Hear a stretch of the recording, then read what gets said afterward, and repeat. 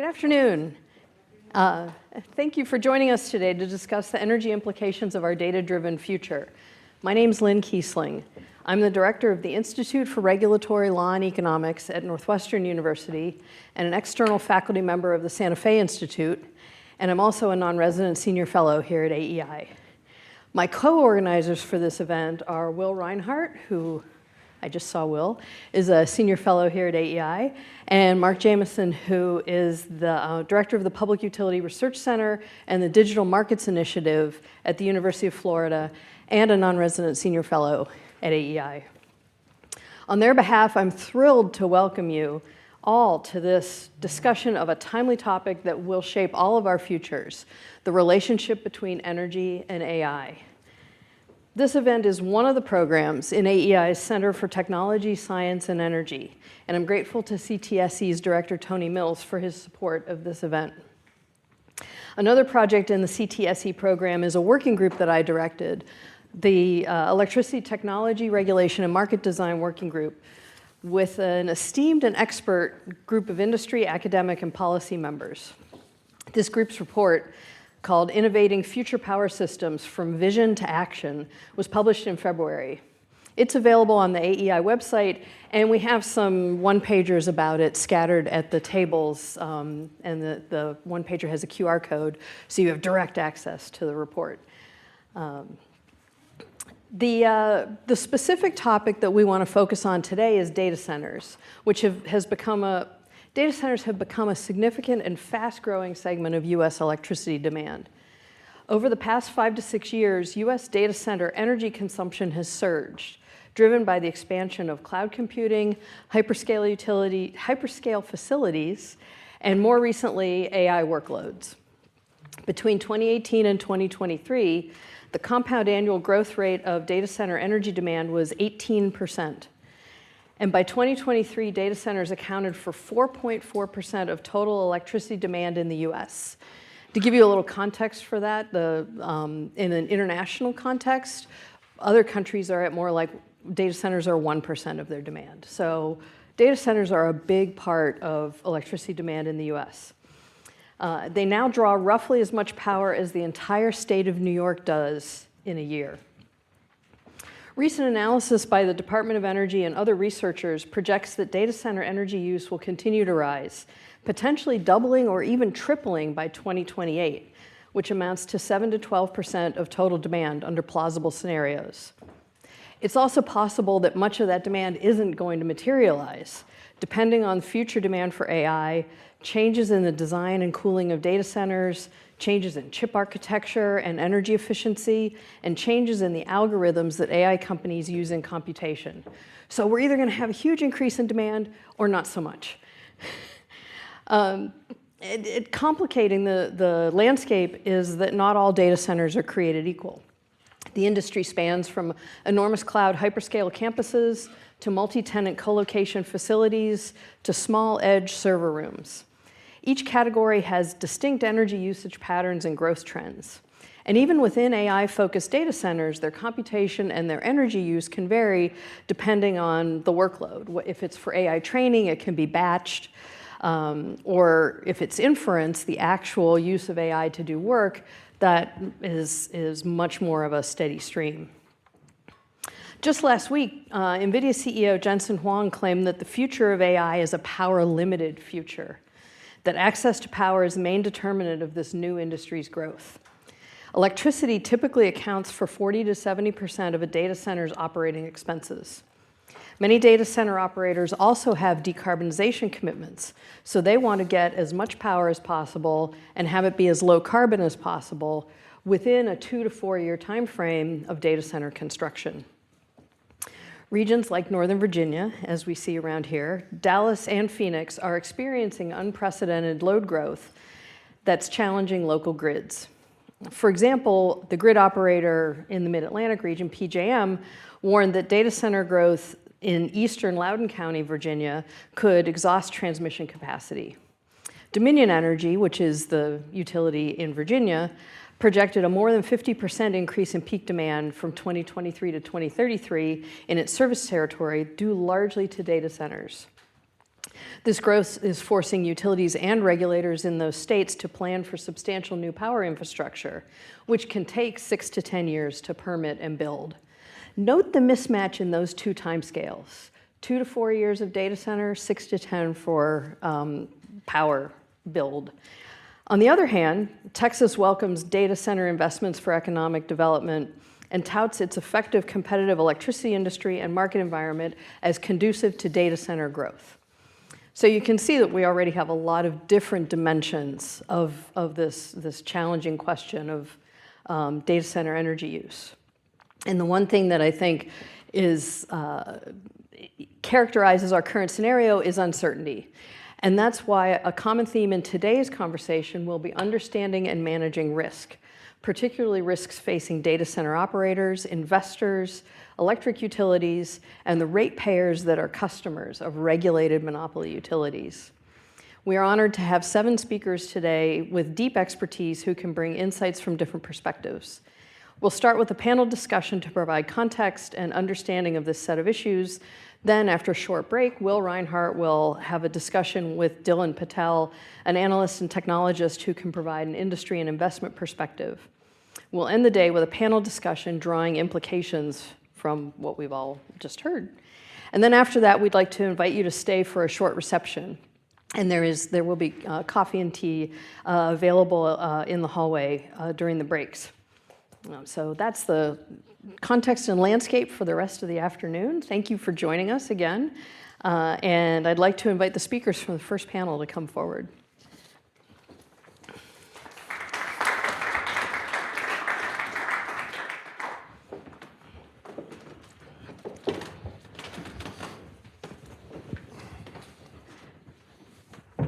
All right. So we're going to set the stage, and I can't think of three better people to help me do that than the panelists that are seated here to my right. And the rough lay of the land is going to be, I'm going to introduce them briefly and ask them to give sort of 3 to 5 minutes of opening remarks from their individual perspectives on this question of data center energy use and focusing on this idea of understanding and managing risks. And part of the topic that we want to focus on in this first panel is identifying risks. That's part of us setting the stage to work with you all to think through this. And so we'll go in order from my right. Our first speaker will be Brian George, who is the U.S. federal lead on the Global Energy Markets and Policy team at Google. His work focuses on wholesale power markets, resource adequacy and capacity mechanisms, and the interaction of federal and state policy and wholesale markets. Prior to joining Google, Brian held key roles at the Federal Energy Regulatory Commission, and he has also worked at the Electric Power Supply Association, Environmental Defense Fund, and the American Petroleum Institute. So he's got, I would call, a well-rounded set of experience and context to think about this question. Brian has undergraduate degrees in economics and computer information science from West Virginia Wesleyan College and an MA in economics from American University.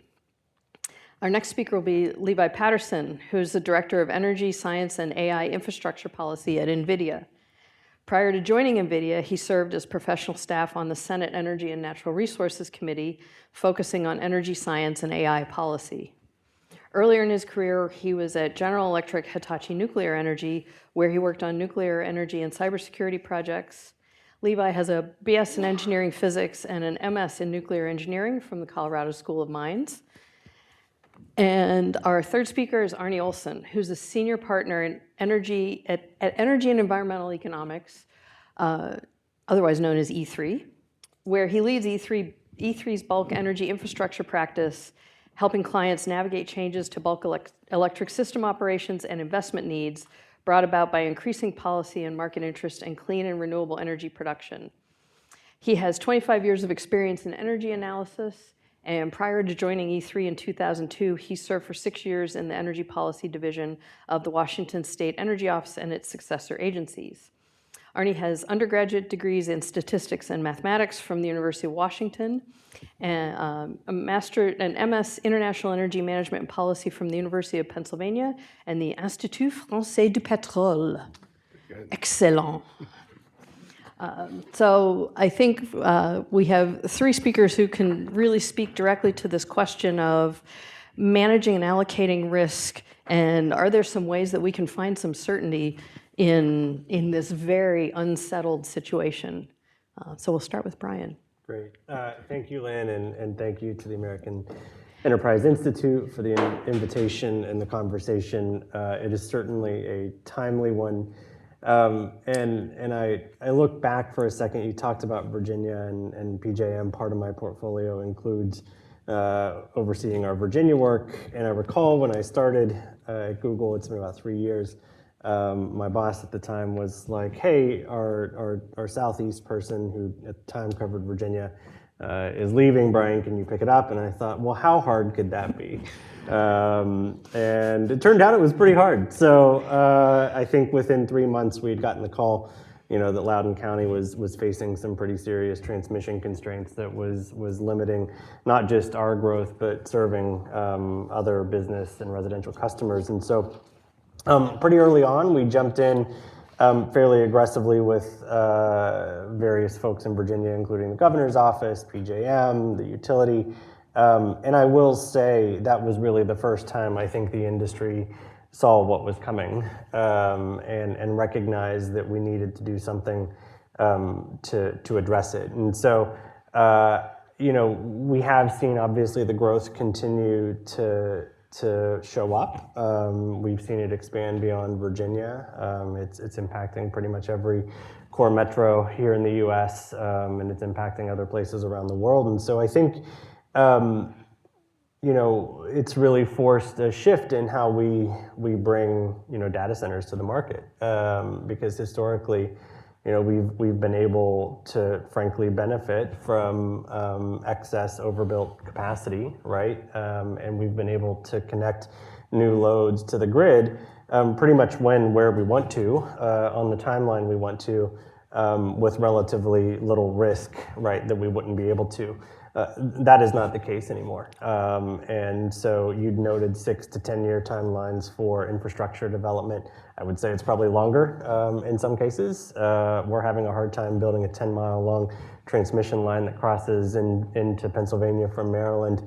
I'm struggling to see how we're going to build some of the larger scale infrastructure we're going to need on the timelines we require. And so that has forced us to think about the risk of interconnecting new load in a different way. That has a cost to it, right? And as a business, we've been forced to internalize that cost and think about, right, how do we prioritize development and where we can grow. I will say as a business writ large, energy has become a key driver of location siting decisions, right? Historically, we've located in renewable resource-rich areas, think the Midwest, the Plains region. But that is changing, right? Because our users are demanding services in all parts of the country, right? And we have to be, as folks know, within certain location to fiber and cloud customers. And so we are growing in the Southeast and the Northwest, and it's forcing us to think about, okay, how do we think about energy in those places, differently than we have in the past? And so I say all that to really open up the panel to, we are trying to lean into how do we address that risk, of course, both from an internal perspective and how it shapes our go-to-market strategy. But we've also recognized we are placing a lot of risk on utilities and developers of infrastructure, right, to be able to meet that demand. And so that's going to require us to think about how we accommodate and pay those entities, right, for that risk. And so I think an important part of the conversation today is how do we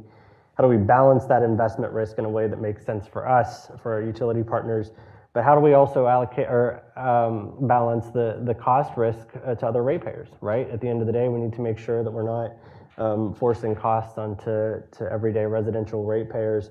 We need to make sure we are paying our fair costs for the infrastructure that we're driving onto the grid. And I think it really is going to be a bit of a paradigm shift for how we approach this. So thank you again for the opportunity to be here, and I look forward to the conversation. All right, so my name's Levi Patterson. I'm with Nvidia. So Nvidia is a company that designs a lot of the technology inside data centers in the core for data centers. So I'll go back a quick history lesson on sort of like where Nvidia came from and how they kind of came to be where they are in the market today. So Nvidia, the original market that they targeted was gaming, was graphics cards. So back in the day, there was two-dimensional games like Pong, people were playing, and they wanted to do 3D graphics, right? And under the existing hardware, that was literally impossible to do. If you wanted to program that on the CPUs at the time, you just really couldn't do it. And so Jensen Huang, our CEO, he thought there should be a special piece of silicon there that can accelerate graphical workloads. And so, a TV screen is a bunch of pixels, and if you're trying to do graphics, it's like a highly parallel linear algebra calculation from the games to the television. And so he designed a piece of silicon that's really, really good at parallel computing. And that went into products like the early PlayStation 1.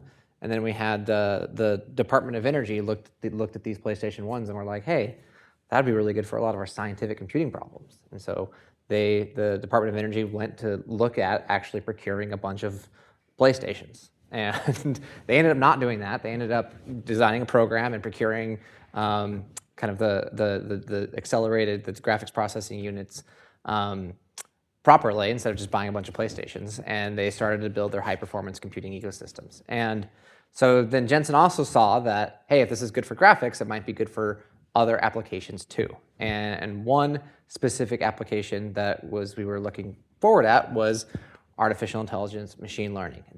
You might have heard, I'm sure you've heard of neural networks at this point in time. It's the same thing. It's large parallel calculations.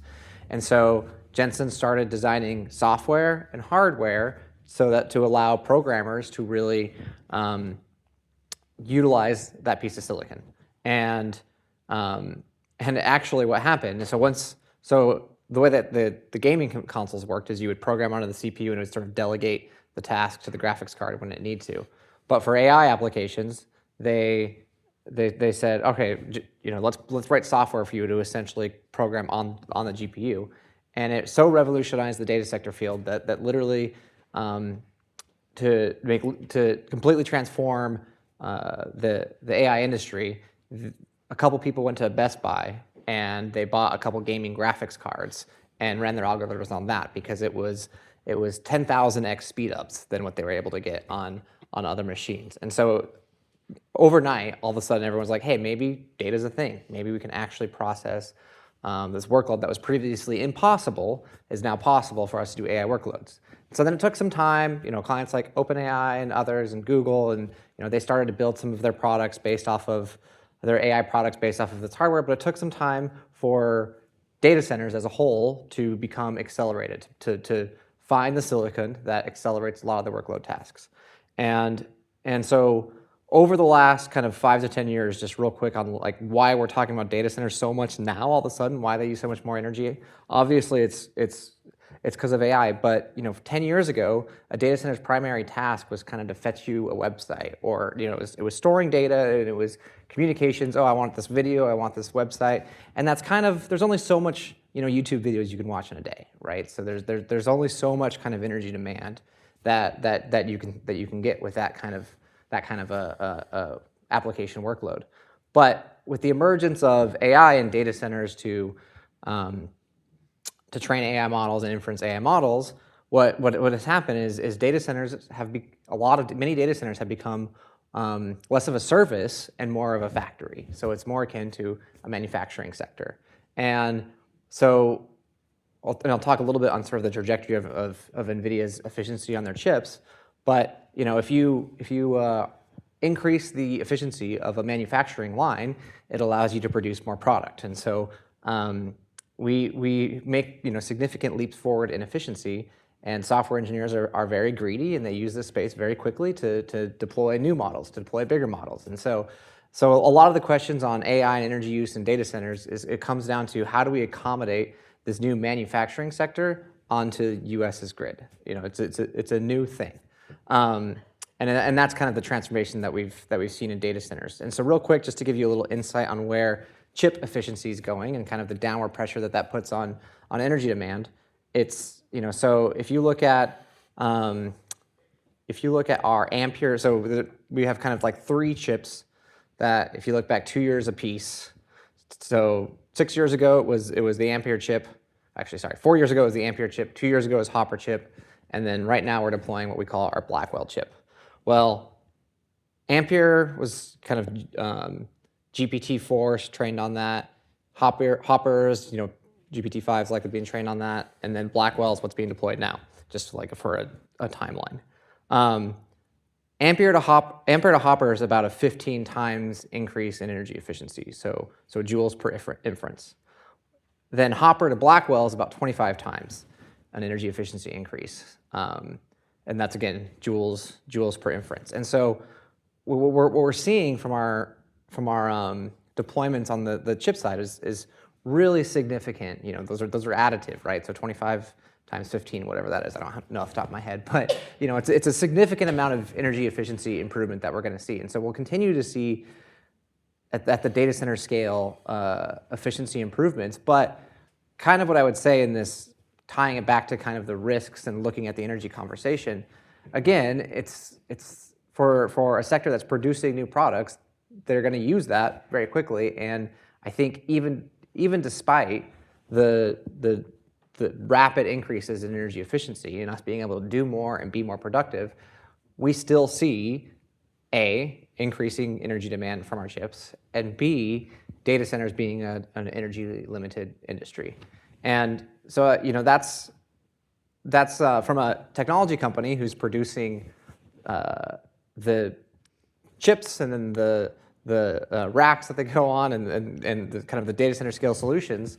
That's an exciting problem, because if we're energy constrained, it means that we need to be a lot more thoughtful on our data center scale energy efficiency challenges. And that's where we're really seeing a lot of opportunity going forward is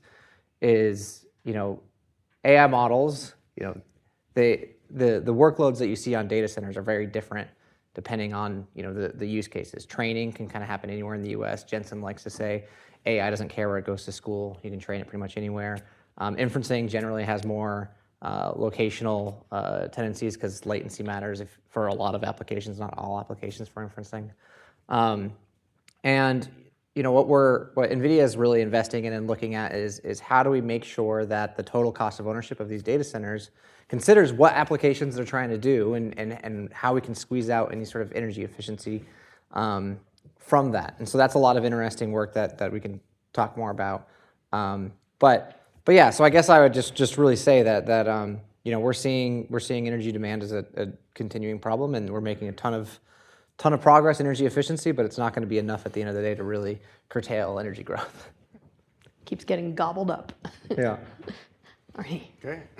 Well, again, my name is Arne Olson. I'm a senior partner with E3, and I just want to echo the previous thanks to Lynne and to the American Enterprise Institute for the opportunity to come and have this conversation with you all today. It's really an honor and a privilege.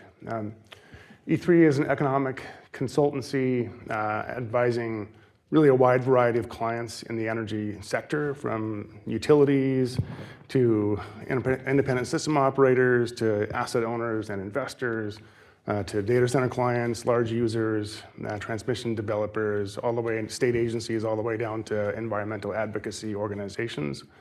So I come at this from, I'd say, a pretty broad perspective, and part of my job is to try to distill trends that are happening out there in society and in the world, technological trends, policy trends, physical trends like climate change and weather changing, and use those to advise my clients on how they can make wise investments in facilities, whatever it is that they need to fulfill their mission. I thought I would sort of step back and tell a larger story as well. Mine isn't quite as exciting as PlayStations and game consoles and all that. I thought I would take a step back to the world of Samuel Insull and the origins of the vertically integrated utility, because I think it's important to understand that world and really what some of the drivers are behind it, in order to understand what some of the major risks are from connecting and serving these new large electric loads. So if you think about the cost structure of a vertically integrated utility and what you're paying for in your electricity bill, some people know, not everyone knows, actually a lot of people don't know, that most of what's in your power bill isn't necessarily the cost of the fuel that the utility is burning to make the power on your behalf. Most of it is fixed and sunk and what we call embedded costs. So most of it is you paying the utility back for investments that they've made over the past 20, 30, 40, 50, even 60 or 70 years in the set of common facilities that serve your electric load and all of the other electric loads that are connected to the system. So it's a set of common costs, common facilities, almost all of which are embedded. Now, when you think about what happens when you connect a new customer into this system, a couple things can happen. If it happens as Brian first talked about, where you can connect to surplus capacity on the existing grid and use that more intensively, increase the usage factor of that existing grid, then the utility can collect revenue from that customer. And since most of the costs are fixed, that revenue actually helps to reduce the costs of the existing customers. So more revenue comes in, same amount of costs, that means less cost per customer. And that's what we would love to see, and that's what utilities would love to see when there's new load that wants to connect to them, is if I can just serve you with existing facilities or serve you with facilities that don't cost very much, then that can be a benefit to you, it can be a benefit to all of my customers. But that really only happens if the cost of the facilities that are needed to serve the new load are less than the average cost of the existing facilities. So what happens if you can't just use surplus capacity, but if by connecting to the grid, you require the utility to make new investments in new facilities to serve your load? Now you aren't just adding revenue to the system, you're also adding costs to the system. And whether you have a positive or a negative impact on all the other customers depends on whether you're adding more cost or more revenue. And it's kind of a truism in the world that we're in today that investments in new infrastructure are more expensive than what's already in the embedded costs that you're paying in your electric bills. And that's because a lot of what's in your electric bills now are facilities that were built in the 50s and 60s and 70s and 80s, many, many years ago, both when things were cheaper to build, but also many of those facilities are deeply depreciated, and so you're only paying a smaller and smaller portion of those costs over time. So new stuff is more expensive to build, it takes longer, it's just harder. So in general, we should think about that new load is probably gonna add cost to the system and have an upward pressure on electric rates. And so there are some very real concerns when we start adding lots and lots of new load all at the same time in a world of increasing marginal costs, increasing incremental costs, that existing customers will pay more, even if the mechanisms that we have in place are thought or adjudged to share costs equitably among those customers. Now, there are a variety of mechanisms that are available to address these issues. I won't necessarily call them problems. They could be problems, and I would say most of these kind of play out within the utility regulatory sandbox. So these are decisions that are made at state utility commissions, looking at case by case, facts, and with all of the evidence that is, for each individual case. So there are dozens, hundreds of these cases playing out across the country today. So it's hard necessarily to draw a general pattern from all of those. The solution to all of those is kind of on a case-by-case basis. Also at public power utility boards and other kind of local decision makers for public power utilities. Now, it's kind of always been the case, and even if you're a small customer that connects to the grid in an increasing incremental cost world, you also are adding new costs to the grid. People don't necessarily say that it's inequitable or that you're shifting costs onto your neighbors if you're a residential customer. But it has been, there is a long regulatory precedent for looking at the impacts of new, very large loads when they connect to the system and evaluating if this big new load connects, is there gonna be a big impact on all of my neighbors? Somehow it's okay to think of those as being different or separate from a whole bunch of smaller customers that might add up to the same amount of load. And so we have to think about issues of fairness and discrimination and who's subsidizing whom, and it's actually really complex. But there is a precedent to looking at the new large loads and saying these are going to impose very significant incremental costs onto the system, and maybe there's some policies that we ought to put in place to protect the existing customers from the impact of those new large loads, up to and including, and this is happening in many cases, serving them with a separate set of facilities outside of the pool and charging them the incremental cost of those new facilities that they're using to serve their load. Now, that's complicated because a lot of facilities are shared. So sometimes it's just, what's my system cost without the new load? What's my system cost with the new load? What's the difference? Maybe that's what I should charge to the new large load to make sure my existing customers are held harmless. So those are the sort of costs and risks that I think of and I have to address a lot in my world, advising utilities and utility commissions and data center and other customers within this regulatory context. And I'll just maybe mention one more issue, which is that even if let's say your cost allocation policies are, in theory, if everything goes right, that they're okay. There are also just risks that are imposed onto the utility. If the utility is making very large investments on behalf of a single customer, its revenue is dependent on whether that customer stays around and generates or consumes as much energy as they're projecting. So there are risks that they will be entailed by connecting that new customer that the utility will have to face, and those are also borne by, in some degree, by the other customers on the system. Oof. I now have 6 different questions I want to ask. I'm going to sit in to add one more risk, and I should say I'm not an engineer, but I'm going to play the part of an engineer for 5 seconds and say, the other piece of risk that is relevant here is the operational risk. And there's been a recent story in the news about a data center which is a substantial load relative to others on the system in exactly the way that Arne just described.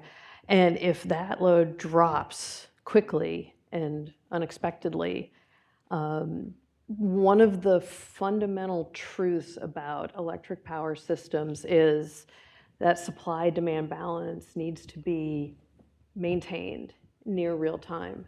And if something that big drops that fast, then you're going to have a problem. That operational risk, I think, compounds this. But I would even add on top of Arne's observation, it's not just the costs. It's also because this network is, it's a common pool resource. It's a shared network. And it's not just that there are common costs, but that if somebody decides to invest in some piece of infrastructure, that there will be shared benefits. And it's really difficult to disentangle who is incurring the costs and who is getting the benefits in this complicated setting. I don't know if that isn't enough of a tee up for any further conversation, but. Well, maybe just to pick up on your first comment there about the risks of a new large load going away, and it ties back to something Brian said earlier, is it takes a long time to study, site, permit, and construct these facilities. The study part of it takes a long time because all of the issues that you just mentioned are very, very complex, and it's really important to have detailed engineering studies of, if I connect this big new large load in this location, what could happen if that load were to suddenly trip off the system? And for decades, we've had what are called generator interconnection studies, where if there's a 100 megawatt generator and it's producing power and it suddenly trips, the grid needs to be ready to respond and to maintain operational reliability. And so there's a whole bunch of operating parameters that are put in place, a whole bunch of studies of all the things that could happen if that generator were to go away. We largely haven't had to do those kind of studies for loads because generally they're smaller. They're 2 megawatts, 5 megawatts, 10 megawatts. When loads are getting to be that size, and we saw this with that event in Northern Virginia, now they can also cause a big issue for the grid if they go away. And so a whole bunch of studies are now needed to figure out what happens and how the operator should respond, and is there the right resilience in the operational reliability of the system. Yeah, a couple thoughts on that. I mean, I think this distinction between sort of the operational reliability issues and the long-term planning reliability issues is a really important one. I think for the past 18 months or so, in this context, we have been almost exclusively focused on that long-term planning kind of resource adequacy component, which is important, but we saw, and I think the article that you're referring to was in reference to, I believe it was around 1,500 megawatts of data center load that tripped offline in Northern Virginia. I would just clarify that was the result of a lightning strike on a piece of 230 kV transmission equipment that resulted in that load tripping offline. So it was not the load itself coming offline, it was in response to a fault on the system. What resulted from that was a series of very extensive dialogue between the data center companies, and including ours, the utility engineers and NERC engineers within weeks of that event happening. And I will say that it was the first time I saw sort of all of those folks kind of come together and start talking about things like power quality and our ability to ride through, and like what is our sequence for bringing loads back online when it does trip offline. And so I think it's led to a conversation between, again, the data center engineers, the utility engineers, and the NERC engineers that simply didn't happen before, right? And so my point is we're uncovering new things, right? And I think there has been a lot of open dialogue, and I think it will lead to a better understanding of exactly what our loads respond to, how they respond, and how they come back online. I would say maybe on the broader sort of common resource infrastructure piece, yes, when you're bringing new loads onto the system that are requiring investments in new infrastructure, that will add a cost. I think we've acknowledged that. I would also say that in many cases there is a demonstrable reliability benefit of this infrastructure coming onto the system. I think back to the system I'm most familiar with, which is PJM, right? A lot of the infrastructure that is being proposed or talked about being proposed right now is going to lead to long-standing system reliability issues, right? And so I think while we absolutely need to identify the right mechanism to make sure customers like us are paying our fair share, we need to also acknowledge that broad system benefit. And then the final point that I would make, sorry, I lost my train of thought, is more, I guess, in this context of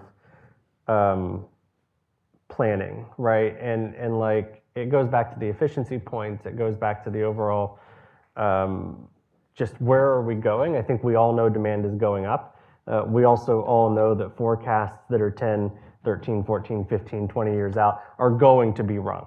And so how today can we get as much confidence in the numbers that are going into those forecasts as we can, recognizing we're never going to be 100% right? That, in our view, is where we need to focus. Like, let's get that forecast as good as we can so that when transmission planners are triggering regional transmission projects, or capacity markets are sending signals for new generation investments, or IRPs are calling for new generation investments, that whoever is investing the dollars in those resources, right, has confidence that that load is going to show up. I think that is where we really need to focus. How can we get those new loads to come to the table, right, in new terms to ESAs or our negotiations with our utility partners that does increase that confidence, right? That is where we really need to be focused. In some ways, this is a very new problem, but in other ways, this is not a completely new problem. We've had large customers on shared network infrastructure before, and so we're not completely in a new environment here. So the example that you can think of as sort of the typical example of this is aluminum smelters. And so in, I think, Montana, for example, there's, a couple big aluminum smelters, and it's from an economist perspective, they're fascinating transactions because it ends up being this bilateral contractual negotiation between one large entity that wants to buy electricity to, for its aluminum smelting operations, and the regulated monopoly utility, and they each are making very specific investments that are tied to that bilateral relationship. And they're making large, specific, long-term investments that take a long time to depreciate. So this is like marriage level commitment on a commercial, in a commercial context.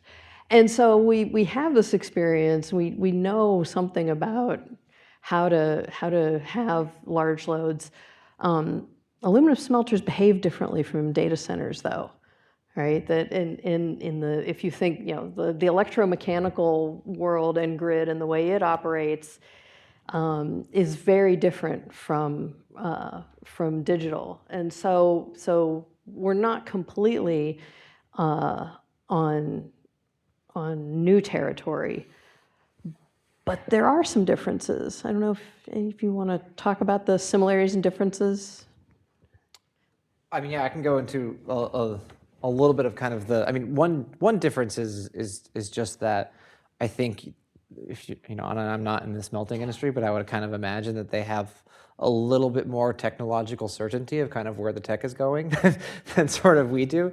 I think. What we're seeing kind of with the advent of kind of more reasoning models, for example, so a data center that is focused on AI is, has 100,000 at this point, GPUs in it. And so if you're doing a reasoning task, you might, have the data center send out little bits of that task to each one of the GPUs, and then they communicate with their memory, and they might. If you're sitting there thinking about it, reasoning about it, you might try to store the process in that memory a little bit longer, and then sort of recollect all that information and give out an answer. And what we've observed in that process at the data center scale solution is there are power fluctuations sort of in that when those GPUs are fully on, and then when they're off for a second, that they're like tens of megawatts at least. So in fact, you have to have in a lot of the leading edge chips, you got little resistors there to sort of make sure you don't go too crazy in the difference. And the point being is those reasoning models is kind of are really popular as of fairly recently. And so we've really seen the tech move in that direction, which changes how the chips work, how the chips communicate with each other, and that's all sort of happened in the last 6 months. So it's really dynamically moving, which sort of means you need to have a lot of intelligence sort of helping you manage that data center and managing that relationship with the grid. And so that's kind of one thing I'd say, the technological uncertainty is just fastly evolving. I'm going to take that a little bit of a different direction. It goes back to something Brian talked about with that big tripping event, is that the aluminum smelters in the Northwest were actually programmed to trip under certain grid conditions. This was like a way that they could be served without having to invest in a whole lot of infrastructure. Yep. So when they tripped, it was because they were programmed to trip, and it was creating a reliability benefit versus a reliability challenge. It just kind of goes to show how complex these engineering issues are. But I would use that question to maybe unpack this vertically integrated utility, shared facilities world a little bit more. The smelters in the Northwest were all directly served customers of the transmission system, meaning that they weren't actually served by vertically integrated utilities with other customers that they would share costs with. They were kind of recognized that they were so large, they didn't belong in any pool. I tend to think of the utility pool as like literally it's a pool. And as long as all the people in the pool are kind of the same size and look alike, then it's fine. You can all swim around. And you can even put other stuff in the pool. You can put a seal in the pool. The seal's going to swim around just fine. Now you start to put a walrus in the pool, and now that's going to splash around a little bit and have a little bit of an impact. And I think of like the AI, the hyperscalers, they're like a whale. And you can't put a whale in a public swimming pool and expect it to swim around there. It's just not going to work. They're just that much bigger. They don't belong in the same pool as everybody else. And the smelters were one of the early examples of that. All the way back to World War II was recognized. They don't belong in the same pool. They need to have their own pool. Now we've solved. I mean, the way that we address some of these issues with respect to particularly generation supply, energy supply, now really varies from market to market. This pool analogy works in vertically integrated utilities where they have the generation supply as well. And so the data center's taking generation and transmission and distribution all from these same pooled facilities. In markets that are restructured, what that means is that they're in effect free to go and find their own generation. In fact, they're required to go and find their own generation sources and separately contract with those and pay all the costs of balancing and reliability and everything else separately through the grid operator, market operator settlements. So in effect, the pooling doesn't really exist for those customers for the generation component in restructured markets. In markets, again, that are still vertically integrated, there is still the pooling aspect.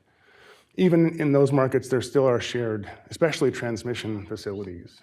And that's probably the biggest area where there are arguments now or debates or proceedings happening around what the fair allocation of transmission costs is, both new and existing transmission costs between the data centers or the new large loads and the existing loads. And maybe there's a little bit of distribution too, but probably not very much. But I just want to make that distinction between with the shared facilities, mostly transmission, and in some cases, the generation facilities are no longer shared and they do contract with those on their own dime and at their own risk.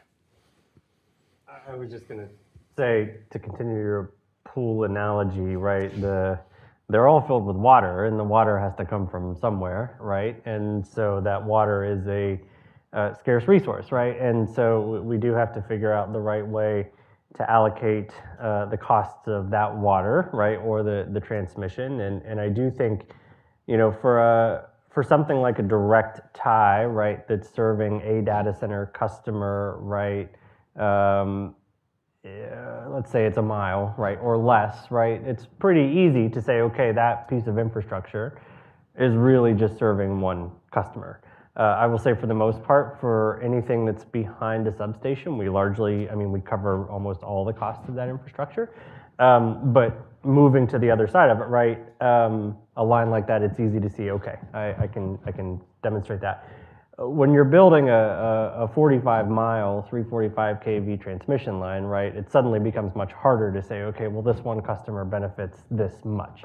And I think that is the challenge we are in today, is that the actual allocation of those costs is, regardless of how hard we try, right, an imperfect science, right? And it's going to come down to judgment calls. And frankly, I go back to something I said at the beginning, which is I think there's a way that we can balance sort of that investment risk that recognizes we do have to raise our hand and accept a little bit more skin in the game from a financial perspective from these new investments.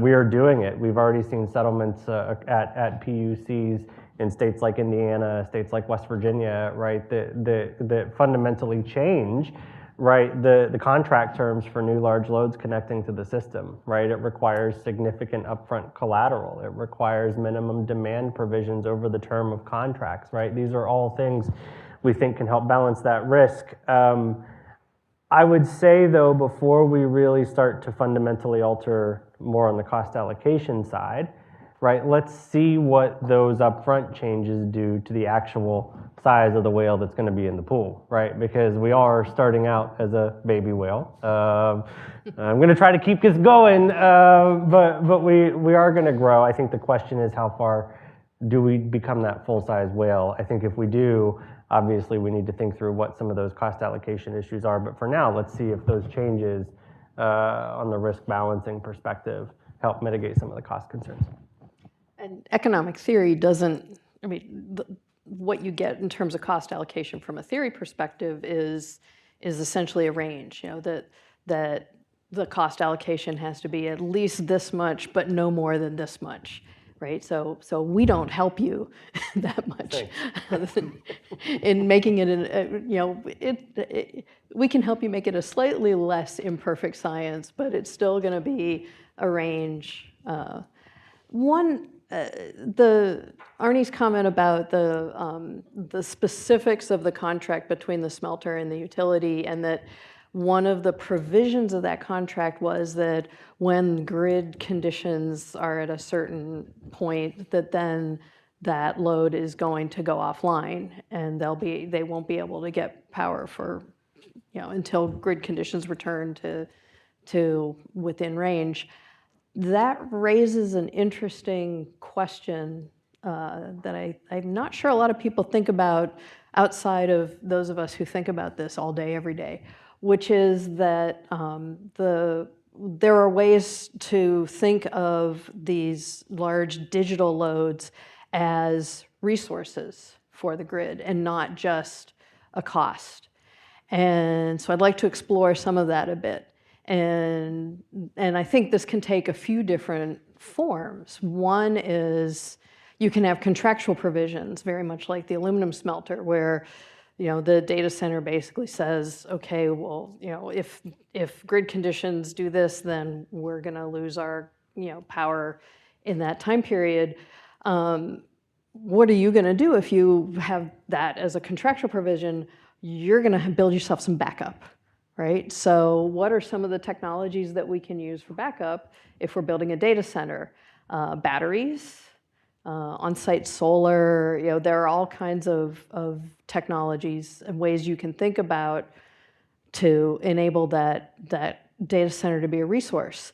You can also think of other different ways you could structure the contract so that they are more price responsive or have some particular provisions that, and then, if you're going to build some of your own generation, does that allow you to operate as a generator and sell into the PJM market, for example, right? So those are some of the other kind of questions that come from thinking a little more creatively about these problems. I don't know. Yeah, I'm happy to take a first crack at that. I think, I know clean energy isn't cool anymore, but it actually still is a significant component of our approach to development, right? Our 24/7 carbon-free energy goal has not changed, and one thing that's really important about that goal is that it has what we call an additionality component, which says all new megawatts of load that we bring to the grid, we also need to match with an equal amount of new carbon-free energy. And so I think it gets back to the point of really a bit higher level, like we're not putting new megawatts on the load and taking away existing, right, carbon-free megawatts to serve that, right? We are investing in those new resources. I think there are different ways we can do that, right? We can go down this co-location pathway, right? There are obviously different approaches to that. But at the end of the day, I think that is our requirement to add that capacity on the same grid where we operate, right, is a net benefit to the system. I think the other thing maybe on this flexibility piece, right, I hear all the time, right, why aren't you more flexible? And I think that I don't know that we've done a very good job highlighting the areas where we have been flexible because of it as an industry. We've all done our part to various degrees to respond to not emergency conditions on the system because that would be bad, but pre-emergency conditions, right, where we get a call from an operator that says, hey, look, we're tight in this area. Can you move resources? Can you back down? Right. We also have the ability to shift workloads across regions, right, when demand is high or when there's greater access to carbon-free energy on a particular grid. And so we are doing these things. I think we're obviously going to have to think through how we can do them more on the flexibility piece in particular. I think the pathway is more of a protocol pathway as opposed to like an economic pathway. I think economic demand response is going to be tough for users like us, but if there's a protocol in place that says when the grid gets to this condition, right, we're going to follow these steps to call on resources to back down, I think there's a lot of opportunity there. I was gonna say how Google's doing a lot of speak a little bit more to kind of the AI tech, kind of the future of it all. I was gonna say Google's doing a lot of interesting stuff on the flexibility side. You know, I think when it comes to the future of data centers and AI, there's a lot of opportunity for data centers being more flexible assets. You know, I think AI again doesn't care where it goes to school. It can go where energy is plentiful. I think when you look at energy intensive workloads of AI, they are often not the same workloads that require high amount of latency, right? If you're making a video from using AMR, that takes a lot of energy, but it isn't something that you necessarily need like that a lot of the time. And a big challenge with data center flexibility now is one, there's enormous demand for GPUs, and so it's expensive just because there's the opportunity cost of using it. But then the other challenge with data center flexibility is kind of in my opening remarks, I talked about how data centers are different. We used to be different, and now they're going to this accelerated kind of AI technology, and so they're in a revolution or a transformation of so data centers aren't similar right now. If you look around at that data center and that data center, and they're becoming more similar. And as you know, data centers have that kind of accelerated hardware inside, it'll become easier, and Google does a lot of interesting stuff in the space of saying, oh, we're power constrained over here, let's move these workloads over there, right? So there's an enormous opportunity for data center flexibility. It's just a challenge right now, I would say. We're gonna start doing audience Q&A. So Mike's gonna come around with the microphone. So please be ready for some questions as he goes around. And we already have. I actually have one online from Oh. Mike Hogan. He says, given the reported unavailability of combustion turbine manufacturing slots between now and 2030, added to the mere timing challenge of building new fossil fuel-based generation in the relevant time frame without manufacturing capacity, aren't the only practical options available to accommodate the need for resource capacity to be found in shorter duration, more incremental options like solar plus batteries, onshore wind, energy efficiency, and demand flexibility? So, hi, Mike. And just to get everyone up to speed on this, natural gas combustion turbine generators the turbines themselves are having supply chain, they're in such demand that I think, what is it now? If you get one by 2027, that's kind of where we are. So shorter, smaller, what are the options? I mean, I couldn't agree more. I mean, I think supply chain are the words of the decade from here on out, right? And I hear all the time from folks, well, you could just go build a natural gas generator, and that's simply not the case, right? Mike's exactly right. The timeline risk is real.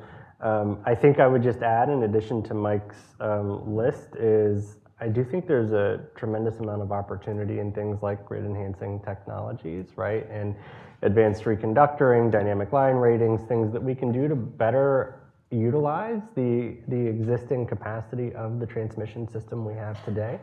I think the challenge is how do we strike the right investment pathway that works for the utility, that works for the wires owners, right, and works for the customer. I think there's a lot of different pathways we can go there, but we've seen the studies from DOE, right, that cite something to the effect of 100 gigawatts of potential untapped capacity, right? Maybe that's on the high end, but even if it's 5 gigawatts across the country, given where we are from a supply perspective today, that could be really, really, really impactful. So I think we should really lean into how we can take better advantage of those technologies to the extent we're not today. So, Mike's question sort of brings up another area of cost and risk that's maybe outside the utility regulatory sandbox, which is, and more of a societal policy and market issue, which is just competition for scarce resources. Utilities are having a hard time getting turbines to meet their load growth for their non-data center customers because the data centers have bought up a lot of the turbines or other manufacturing. And even the solar and batteries that Mike mentioned, those also, some of them can maybe be built sooner, but there also are supply chain issues with those that also also aren't going to come tomorrow. So there is going to be upward pressure on electric rates and costs for other resources just because data centers consume so much and they're so voracious. And I think, back to Levi's point earlier, and I had heard a quote from Mark Zuckerberg way back last summer recognizing that their growth was going to be energy constrained. So it seems like whenever there's something available, the data centers are going to be voraciously consuming as much as those industries can provide. So this is going to be a reality for our electric utilities for the next, really, decade at least.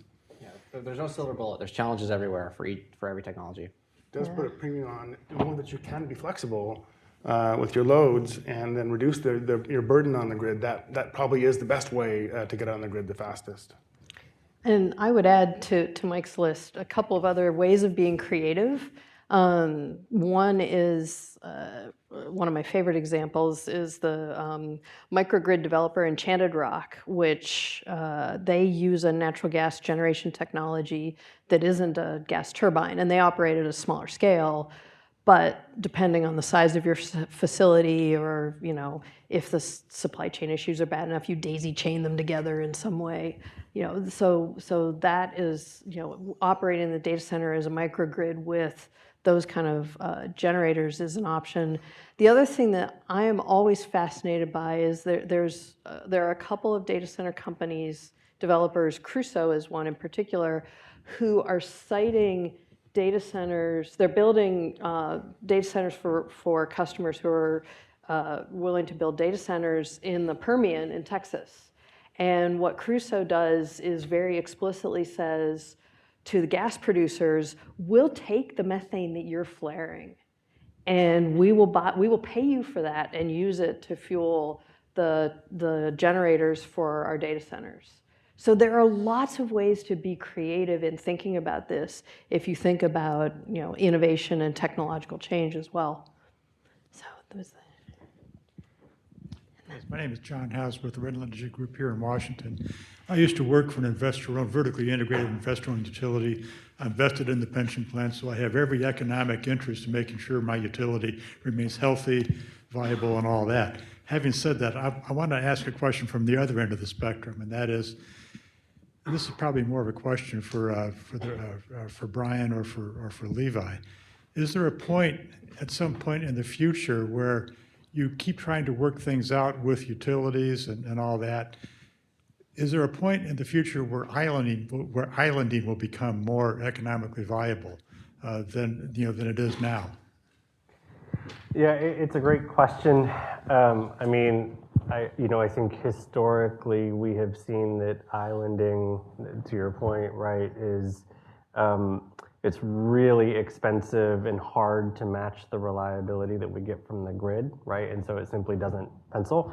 I think it's going to be a long time before that happens, right? And I think you're going to see utilities, developers, data center owners come to more creative solutions before we get to that point, right? One is this concept of co-location.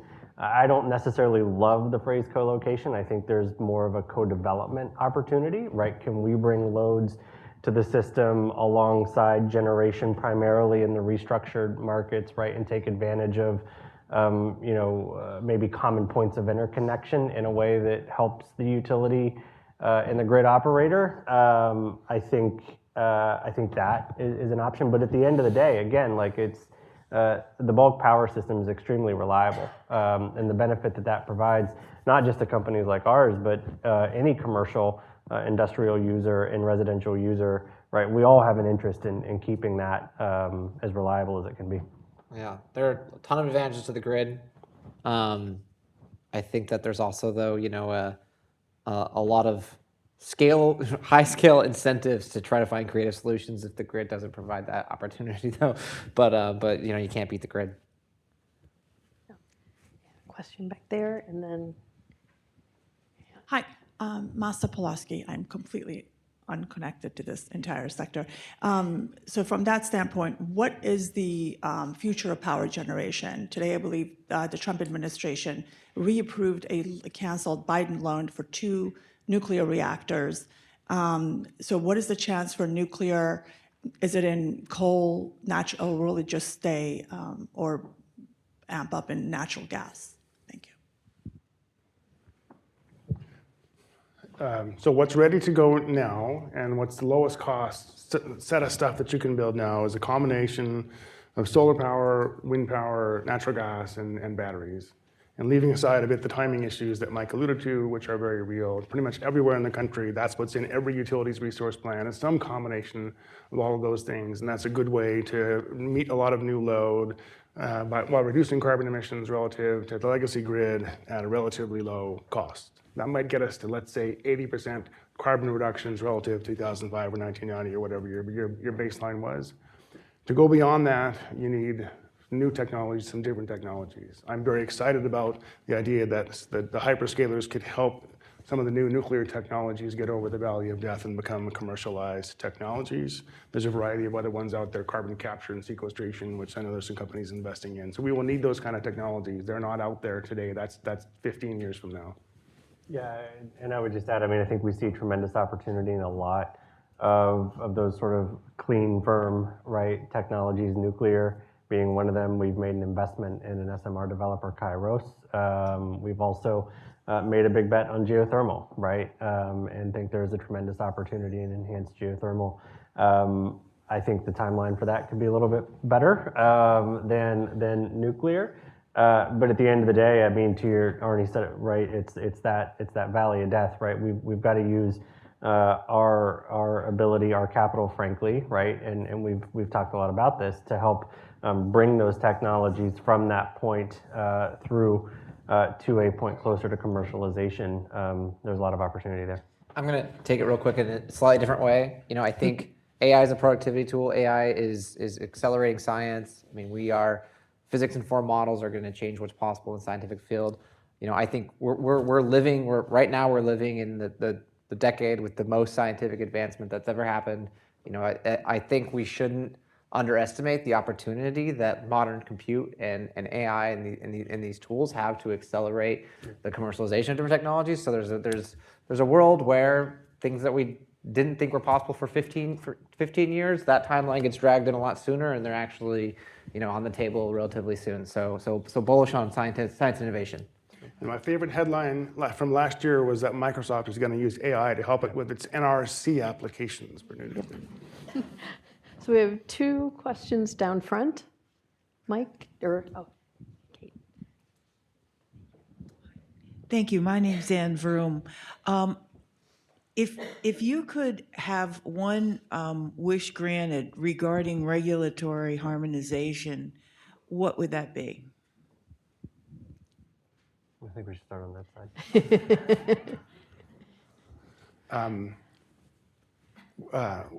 That's a doozy. Trying to pick from your long list, because that's where I am. Okay, so here's the one that I've been out there talking about is, why do the data centers need the utilities? You know, if we think about the role of utility, it's to generate capital, to make investments in these big infrastructure, you know, that shared facilities. You know, the data centers don't need the utilities capital. They've got way more capital than the utilities have. You know, they can take on the risks much more than the utility can. The utility is a pooled risk, you know, mechanism. So why don't we just make them back to the smelters, make them like the aluminum smelters, direct wholesale customers? Hook them up to the federally regulated grid, let them connect directly to PJM or MISO or, you know, ISO New England, and just go around the utility with respect to the generation service, because they don't need the utility for that. This is not an Nvidia position. But if I could, Levi could magically, I would maybe like do something like require automated interconnect studies by X date or something like that. Yeah, I mean, I probably won't. I'm looking at my friend Jose on the utility point. We absolutely need our utility partners. I mean, I will say, even in regions where right? We have the ability to interconnect directly to the grid and go through a third-party supplier, right? That's where we're running into things like interconnection backlogs, right? And so I think it's absolutely something that creates optionality and lots of things, but it's not a silver bullet. I do think we need to figure out that interconnection challenge, right? In my view, it's fundamentally a lack of transmission, and we've got to figure out how to build that transmission and allocate the costs of that transmission, particularly that interstate transmission. That is a real challenge right now, given politics. And so if we can all align on the need for things like transmission, right, we can better allocate the costs among states that may have differing political views. We've got to figure that part out.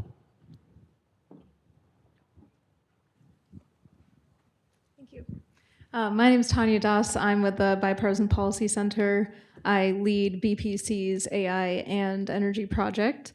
And I am curious for y'all's thoughts on the practicality and the level of opportunity for AI to help address some of these challenges you're talking about. I hear a lot about AI for permitting reform, AI for interconnection queues.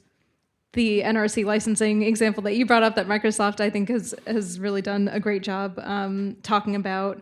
I am really curious about more examples relating more specifically to power flows on the grid and some of those regulatory processes. But in terms of what is practical and what is able to be achieved in the near term, I'd really like to hear your all's perspectives on that.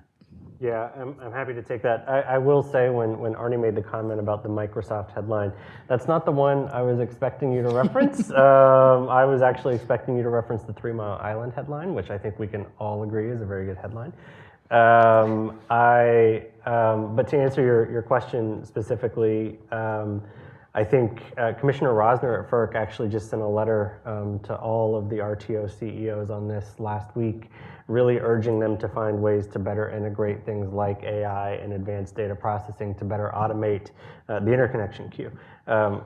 Trust me, we saw that. And I will say there may be more to come on that front soon, but I would say one particular example we can point to is a project in Chile that's being done by a Google affiliate called Tapestry, and really the goal there is how can we effectively create a digital twin of the grid in a way that enables us to decrease processing times for things like interconnection queue studies and things that right now are just take a lot of time because a lot of it is done by humans looking at spreadsheets, right? And there will always be a human element to interpreting those studies, but there has to be something that can be expedited.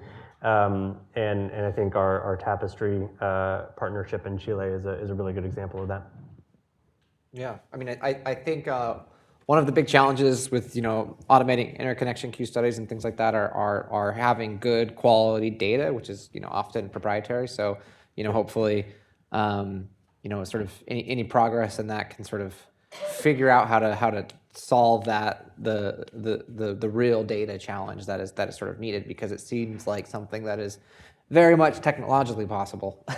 It's just can we get the right data together? I mean, I think for distributed energy resources, kind of I would see AI as critical for having those edge energy generators, demand response, being able to understand the conditions of the grid, like intelligence deployed across the grid is going to be really important to say, hey, my neighborhood has some congestion issues right now.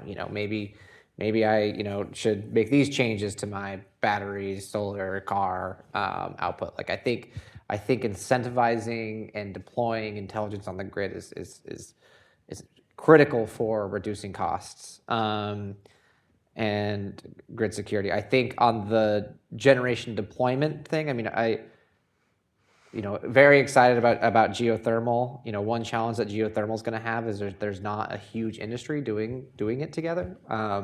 So an oil and gas sector, as they were looking at the fracking revolution, they were able to see they were able to kind of have learnings across the industry of thousands of wells being drilled. Also kind of similar wells for other things to be learning off of. I don't think the geothermal industry is going to be able to drill that many wells, and so they're going to need to maximize the amount of learnings in everything that they do. And so I think that is a really important place for the federal government to provide assistance is, hey, these emerging technologies, SMRs, advanced nuclear, geothermal, here's how you can use AI to do it to better learn from each deployment you do, or to do everything that you can in a model before you deploy. I think there's an important federal role sort of there, and a lot of opportunity for that. Licensing for the NRC, what I'd really like to see is kind of physics-informed models, right? Like there's people out there who using kind of LLMs for licensing, right? But we need to get to a point where we have AI models for the physics that are allowing reactor development to if the NRC has a question about what happens under this condition, that you have a model that understands and knows all the physics that can quickly produce an answer right away. All things that are very technologically possible just require kind of the scale and interest. And the problem is that these aren't billion-dollar industries right now. These are small startups. And there's not for that. There's often not the kind of whole scale of the private sector there ready to help. So it's an important place for the federal government to step in. Yeah, as a company that purveys professional services, we're very, very interested in how AI can help us do that more quickly and more efficiently. So we're looking at it very hard, and I know a lot of other firms are as well. So I'm pretty optimistic that it's going to be just an amazing tool to help us speed up a lot of these things. I think it's more so on the studies, more so on scientific research. The grid in terms of operations is pretty dumb. And some people might say a dumb grid is a secure grid. I think of the grid as like a whole bunch of cars, millions of cars driving around really fast on a plateau. But over here, there's a cliff. So you want to try to keep them from smashing into each other. That's one thing. But one smash over there is okay. But then if you get too close to the cliff, then that's when you have real problems. And so I think it's going to be a while before the grid operators are going to be really comfortable with letting AI help them drive 100 miles an hour faster to the cliff, closer to the cliff. And I think we are at our time, so please join me in thanking our speakers.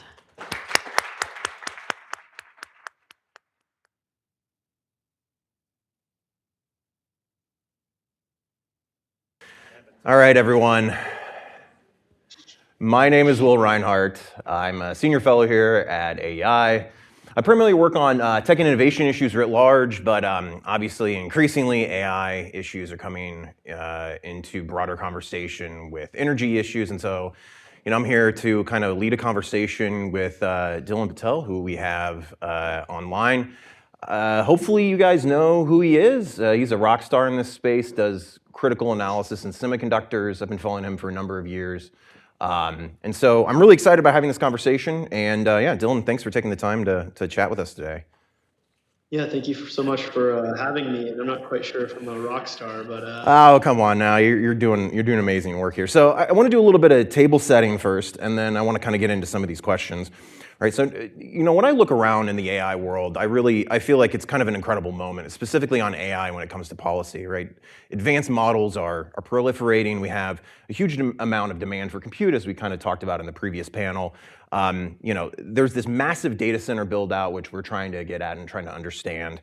And also fundamentally, we also have this really wild kind of competition that's happening internationally. But then on the policy side, it seems to also be in flux, at least in the semiconductor space, especially when it comes to export controls. There's been a lot of conversation over that. There's semiconductor subsidies are also seem to be a little bit in question, right? So the Biden administration, previous administration, really ratcheted up a series of export controls over the years. Biden also was a big champion of the CHIPS Act supporting semiconductor manufacturing. But yet what we're seeing, especially with the new administration, is a potential for all of this to be, shifted, to be changed. The Trump administration really has thrown a lot of these the previous programs into question. So in his State of the Union, as your State of the Union, I guess technically not a State of the Union, he talked to directed Speaker Johnson to take back money for chips. And the Trump administration also put out a major request for comments on anything related to AI, the AI Action Plan comment, which just closed in March 15th. you know, and this is right at the moment where we saw DeepSeek happen, and I guess it's a moment, I guess, if you want to call it a moment, right? But it was interesting to watch for me because, and Dylan, I know you're the same way, and I've been following this closely. I've been following DeepSeek closely. I've been following a lot of these advanced models pretty closely. And I really was particularly interested in them in November when they released their first, what was called the R1, right, which is now kind of well known. But they had done a preview of it, and it became abundantly clear to me then that this is going to be a big, important player in the AI space. So Dylan, could you kind of give a little bit of sense, like when did you kind of learn about DeepSeek as an important player? And really, you know, this moment happened, but I was wondering if you could just kind of contextualize it and kind of give your take on, you know, you've written a lot on this amazing work, but so I was wondering if you could just kind of give a little bit of context around this. Yeah, so with DeepSeek, I think I first heard of them early last year when they released some papers that were really good, really deep, went a lot into the model training. It wasn't a leading edge model, but they had some really interesting research, and it showed that they understood the vectors across the entire stack, right? A lot of times you have model companies that only understand the model layer and the research, but DeepSeek went down to understanding how the models interacted with hardware and even built their own infrastructure, right? And so these were some really amazing papers they put out. It was clear that they were really good at engineering. And then later,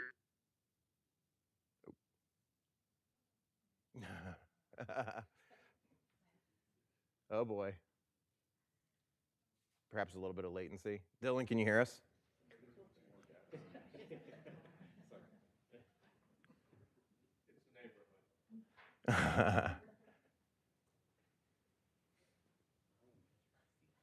I know. Hold on just 1 second. Let's see if we can get him back. Dylan, can you hear us?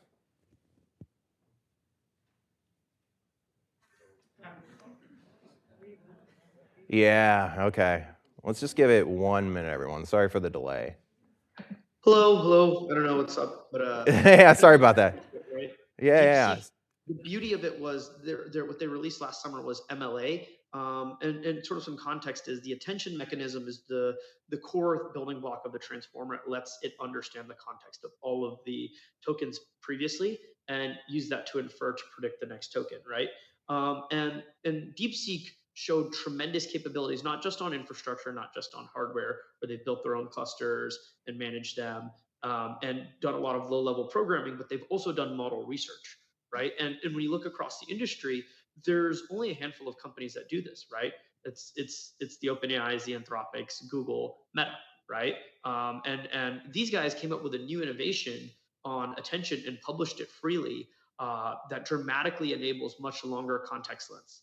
And long context lengths are incredibly important for reasoning and agentic tasks that we're trying to get to with these models. And so they already recognized, what was the critical areas to research, as well as how do you make things performant and efficient.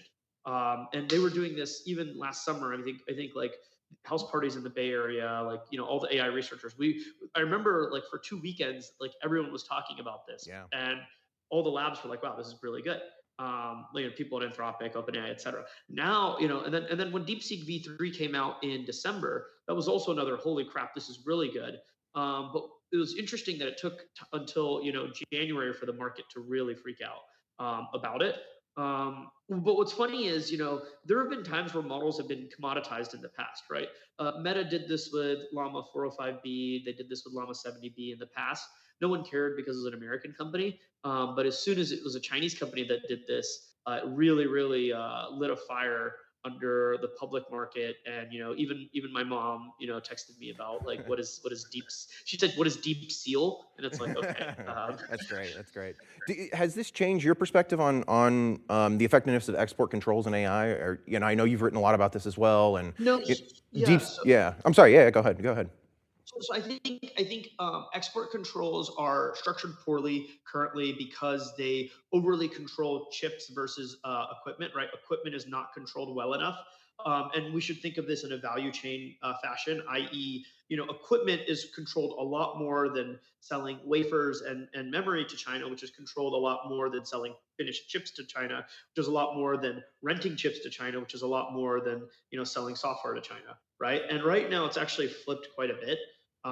You can sell you can rent the best chips, but you can't sell as good chips to China. That's backwards, right? You should be able to, or and the equipment that is sold to them is much better than the chips that will sell to them, right? So sort of like this is a backwards flow. But I do think that the sanctions have been somewhat effective, right? They do have a lot less compute than America. We have to remember building a model does nothing. There's no economic value created by creating a model, right? You create the economic value by using a model to accelerate productivity, right? That is where the value is created. And when you look at GPT-4, it was trained on 20 to 25,000 A100 GPUs, which is roughly equivalent to 10,000, 12,000 H100s, right? But inference-wise, OpenAI is generating billions of dollars of revenue themselves, and then their users are generating even more billions of dollars of value created with hundreds of thousands of GPUs running GPT-4, right? So the value is created when you deploy the model, and sort of with China, you have this ability to do concentration in a way that the West doesn't, right? We're a free market, we have a lot of competition. China can concentrate their economy if they want to, right? They can choose a national champion or two, and really, really aggregate data, compute capacity, right? So, the current generation of models have been trained on the order of 50 to 100,000 GPUs, right? Grok 3, Anthropic's models, OpenAI's 4.5, O3, et cetera, right? You go through these, they've been trained on about that many GPUs, or TPU equivalents, or et cetera, right? China can easily train models of current generation capabilities, but they can't deploy them at mass volume, right? And that is the thing that is relevant here is the ability to deploy these models at humongous scales to generate economic benefits, to generate civil military fusion benefits, right? This is sort of where the controls are aimed. And even if we were to ban NVIDIA GPU sales entirely, right, and you were to ban TSMC sales to China, they would be able to get a GPT-5 caliber model. They just have to concentrate the compute, right? Which they can't. So I think there's a bit of a misnomer of like, yes, you have a model, but look at DeepSeek's token volume. They actually just published everything, right? Their token volumes that they're shipping to customers, or rather, providing as a service, are infinitesimally small compared to what OpenAI and Anthropic and Google are serving, right? Which then means, hey, are these companies, is the economic value actually being generated from training this model? To some extent, yes. But with the pace of data center build-outs, right, you need to generate hundreds of billions of dollars of revenue from these models to pay for, the investments that are being made for next year. And that will happen, I believe, over, and it's over a longer time horizon that you have to generate the value from the model. But in the case of China, right, they can't get enough compute to deploy, say, next generation models pervasively throughout the economy and military. And that's the key focus here. Yeah. So I'd love to talk to you about other stuff. I mean, distributed training is like one of my big interest areas as well, which I think is kind of fascinating. But I want to focus a little bit more now, or bring this into this conversation about data centers, right? You've been doing a lot of great tracking of this about data center build out. I was just wondering if you could kind of give us, kind of a broader context. What are you seeing, or what's your best guess for the next 5 years, at least in the United States, for the development of these data centers? What does it look like from your perspective on what these data centers, what this build out is going to look like? Oh man, Skype's doing us wrong today. Hold on just one second. This may just take a little while to work itself out. I mean, yeah. Oh man, dedicated infrastructure is incredibly important. There we go. I would just say, for the record, we made a great. Good. You want to talk about data centers? Yeah. Thanks. Amazing. Thank you. Yeah, Dylan. Yeah. Please go ahead. No, I only heard that part of the question. So. Oh, sorry. Yeah, I was just wondering if you could give us like a big picture look. We're talking about data centers. What do you think is going to be happening in the next 5 years in the United States, right? You're talking about obviously you're talking about the proliferation of models. That's huge and important, right? But I was wondering if you could kind of make that connection between the two, right? We see this, obviously, this big infrastructure build out. What's your best guess for what the next 5 years, at least on data centers, looks like? So the nice thing is the visibility on where models are headed is like quite low because the pace of improvement and research to deployment pipelines are so low and quick. The chip supply chain can be tracked for a year or two in advance with regards to actual chip production capacity because tool shipments. But data centers, they have a long lead time, right? And so it's actually, we track, every permit, every regulatory filing. We take satellite photos of all these data centers on a very constant basis. It's quite easy to see sort of, I wouldn't say easy, but it's simple to see that the pace of the build out from industry expects capacity of AI to continue to grow at an insane pace, right? Basically, Nvidia's revenue, or rather the AI chip industry's revenue, should more than double, from the roughly $200 billion that's expected this year, a little bit more, to $400 or $500 billion by 27, 28. So there's a humongous chip build out there, and associated with that is data center build outs. Now, what's interesting there is that we have, historically, you go to Northern Virginia, it's all data centers, right? Like everyone can just drive around and look at that. But now data centers are being built in communities and areas where it's very different, right? Because there's a bit of a shortage in America because of our energy policy. We don't have that many, solar, wind, renewables are not well suited for data centers because data centers draw constant power, whereas the variability, right? And energy storage is not there yet technologically. So you pretty much have to run all of this off of fossil fuels, or at least with backup with fossil fuels. And then the issue there is that you can't really build more power in Virginia. Permitting, regulation, all that is too long. And so we have this burgeoning class of data centers being built in West Texas and all sorts of other places around the U.S., Louisiana and Arizona and Wisconsin, and you just go down the list. There's a lot of places, Utah, right? There's a lot of data centers being built in places where they weren't classically built. And this is creating a really cool dynamic in the industry, right? In that there's a lot of power and trades jobs being built. There's a lot of new capacity and movement running around. There's huge flows of capital, not just from the hyperscalers, right? The Googles, Microsofts, Amazons, Metas of the world, but also there's a lot of real estate people investing in data centers, private equity people investing in data centers. There's a new American energy renaissance, right? Because American energy production has sort of been flatlined, and there's been coal retirements being replaced with natural gas. All of a sudden, over the next 4 years, we cannot retire a single coal plant. And even then, and we install all the natural gas turbines that we can get from GE and others, and we deploy renewables, and we still have an energy gap, right? Nuclear takes too long to build. Wind and solar are too variable. There's an energy problem here, right? And I think there's a lot that can be done by current administration, done with unique technologies that are being innovated right now to solve this plug.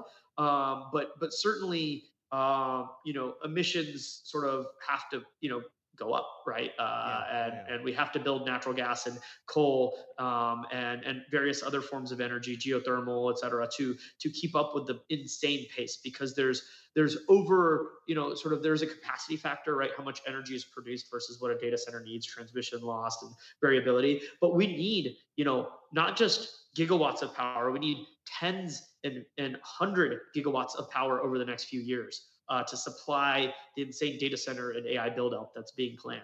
Yeah, so what bottlenecks do you see that are emerging in the supply chain that aren't getting enough attention? Are there things that people aren't really paying attention to that in the near term you feel like, oh, that's going to be a really, really big problem? Or is it that we kind of know what the problems are going to be in the near term and that they're just very, very difficult to actually solve? Yeah, so I think that on the near term, we can solve problems, right? It's just a challenge, right? There's a few different issues here, right? Like the U.S. utility industry is very decentralized, which is generally a good thing, except in this decentralized manner, a lot of these individual utilities have complete monopoly rights over their region.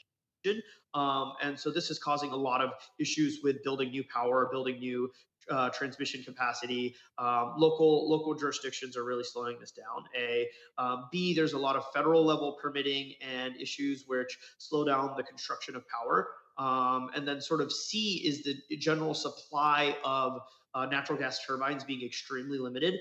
It's booked out till 28 or 29 entirely. And a significant portion of those are not going to the US. They're actually going to Saudi Arabia and the UAE and Taiwan, who's turning off their nuclear power plants. And, and many other parts of the world are getting a significant number of natural gas turbines from, GE Vernova and others who are, building them. So there's a significant bottleneck here on power that can be solved, I think, through policy as well as increased investments. But it is a serious potential hamperer of American energy and American AI plans is if we want to be competitive with China, remember that like China adds an entire U.S. grid every 5 to 10 years, right? They did that like over the last 5 to 10 years. They added an entire U.S. grid just like that, right? But what we're talking about is America struggling to grow power consumption or power generation by 10% in the next few years, right? So there is a huge dichotomy here, and like we haven't built energy in a while, and now we have to, and this is going to require a lot of creative solutions and reworking of the current policy and pipelines for development. Do you have any creative solutions that you suggest to policymakers? What would you do what would you suggest to the new administration? What should they be doing, right? Should they be focused on permitting reform? We just need to completely remove the Clean Air. I'm kidding. I was going to say completely remove the Clean Air Act, but no, don't need to do that. I think there's ways we can do this to where we still keep our natural gas plants like more clean than the natural gas plants being deployed elsewhere, where we don't need to just like turn on a bunch of coal capacity. I think a lot of it has to do with really incentivizing energy storage. Really removing the red tape around small modular reactors. I think they could actually ramp in the next 2 to 3 years, but there's so much red tape around small modular reactors because of past incidences with large reactors, containment zones, and all this engineering that like potentially doesn't need to be as judicious as it is. I think there's a lot of potentiality around reforming the nuclear pipeline, nuclear energy world. I think even construction of data centers and transmission, maybe some way where federal, where if the size of it is large enough because it's critical infrastructure, and data centers and AI are critical infrastructure in the new digital era, right? Is there a way to sort of skip local regulations if we want to? Is there a way to enable a pipeline where, hey, you go through certain federal permitting and et cetera, but you don't need to, if Entergy in Louisiana wants to be rude, or in Oklahoma and say, no, you can't build this data center, or, oh, there's transmission capacity we're not going to work on until 28, instead it's like, well, we'll just build it ourselves and we'll build our own on-site power. Let's allow that to happen rather than like having a specific utility like Entergy, hold it up. Right, which these are some like issues with the regulatory or local monopoly power that we've granted to companies, which is not necessarily like a decentralized capitalist thing, but rather like it's like some crony capitalism where utilities have complete monopoly rights over their region, right? And so I think there's ways and creative ways to get around this. To where you can increase the pace of energy construction, you can increase the pace of energy transmission, and you can do on-site generation and consumption, and generally speed up the data center building. Because again, going back to the whole competing with China point, China has no issue with building massive plants on the snap of a finger. They've put up aluminum mills that consume multiple gigawatts in just a year or two. Right, and they can turn off like the third biggest aluminum mill in the world. By the way, they have the first and second as well, and have a bigger data center than anyone else. They already have the transmission capacity, they already have power generation capacity. They're limited on the chips, of course, but like, they can just do this, right, way faster than America can. And so while we do have an advantage in chips, they have a huge advantage in data center and construction and power generation, and we need to level that playing field if we want to be competitive. Yeah, so I'm going to go to audience questions here really quickly, or here in a moment. But the one other question I wanted to ask you is just broadly within the kind of AI space, the AI advancement space, what do you think isn't getting enough attention in bottlenecks and constraints, right? I mean, we talked a lot about energy, talked a lot about AI issues, kind of writ large, but what do you think are some other things that that people aren't really paying attention to that they should be paying attention to, especially on the policy level? I think that there is the simplistic view of like we can ban AI chips, and I think that like China won't get AI capabilities. I think that this is not the right way to go about it. I think that like, yes, we should limit AI chips, just to be clear, but we have to limit foundry capacity, and we have to limit tool sales much more than we limit the chips themselves. And then hope that that there's sort of like this waterfall that prevents China from building their own capacity, keeps them reliant on us. But also, more importantly, enforcement. Right, sanctions have very, very poor enforcement today. In the last administration, they prevented TSMC from selling chips to Huawei. Actually, I think in the Trump administration, and yet Huawei continued to receive 7-nanometer wafers for AI chips up until at least December or November of last year. And we banned HBM sales, but HBM continues to be sold through other companies and then shipped to China anyways, right? These sorts of like restrictions are great, but there's no enforcement capacity, right? And so like sort of countrywide bans work, but like to some extent, but then you can still route, divert, etc. And there's like a lot of like patting ourselves on the back, like, hey, like we banned XYZ, but there's no way to, the enforcement can be done, but it just isn't being done, right? So I think significant attention. It's like the whole like problem with the IRS, right? Like if you spend more people, you hire more people in the IRS, they actually make up for what they cost in just like enforcing taxes more properly, right? And the same applies to the Commerce Department and BIS and all this stuff, right? Is like there's just not enough people enforcing this, right? And there's not enough framework and regulatory capacity to be able to enforce the humongous levels of regulation that we're putting up that have not existed ever before, right? Like the cloud industry being restricted on diffusion. Diffusion is impossible to enforce with the current Commerce Department. And so, you're gonna piss off every country in the world by implementing diffusion while not actually being able to implement it, right? So only the people who like follow the rules are actually going to get affected versus and get pissed off at America, whereas like the people who won't will still be able to do whatever they want because the restrictions. I think this is like sort of like there needs to be more thought around like, oh, we can ban something, but like what is the apparatus for actually enforcement? Yeah, that's great. Questions, audience questions? No audience questions. You got to be, yes. Well, please wait for the mic real quick. I mean, I can keep on asking questions if no one's got them. So yeah, please go ahead. Hi, my name's Ann Vroom. My question is about coal. I mean, my real question is, do we have enough gas, assuming that we're still going to be heavily reliant on fossil fuels?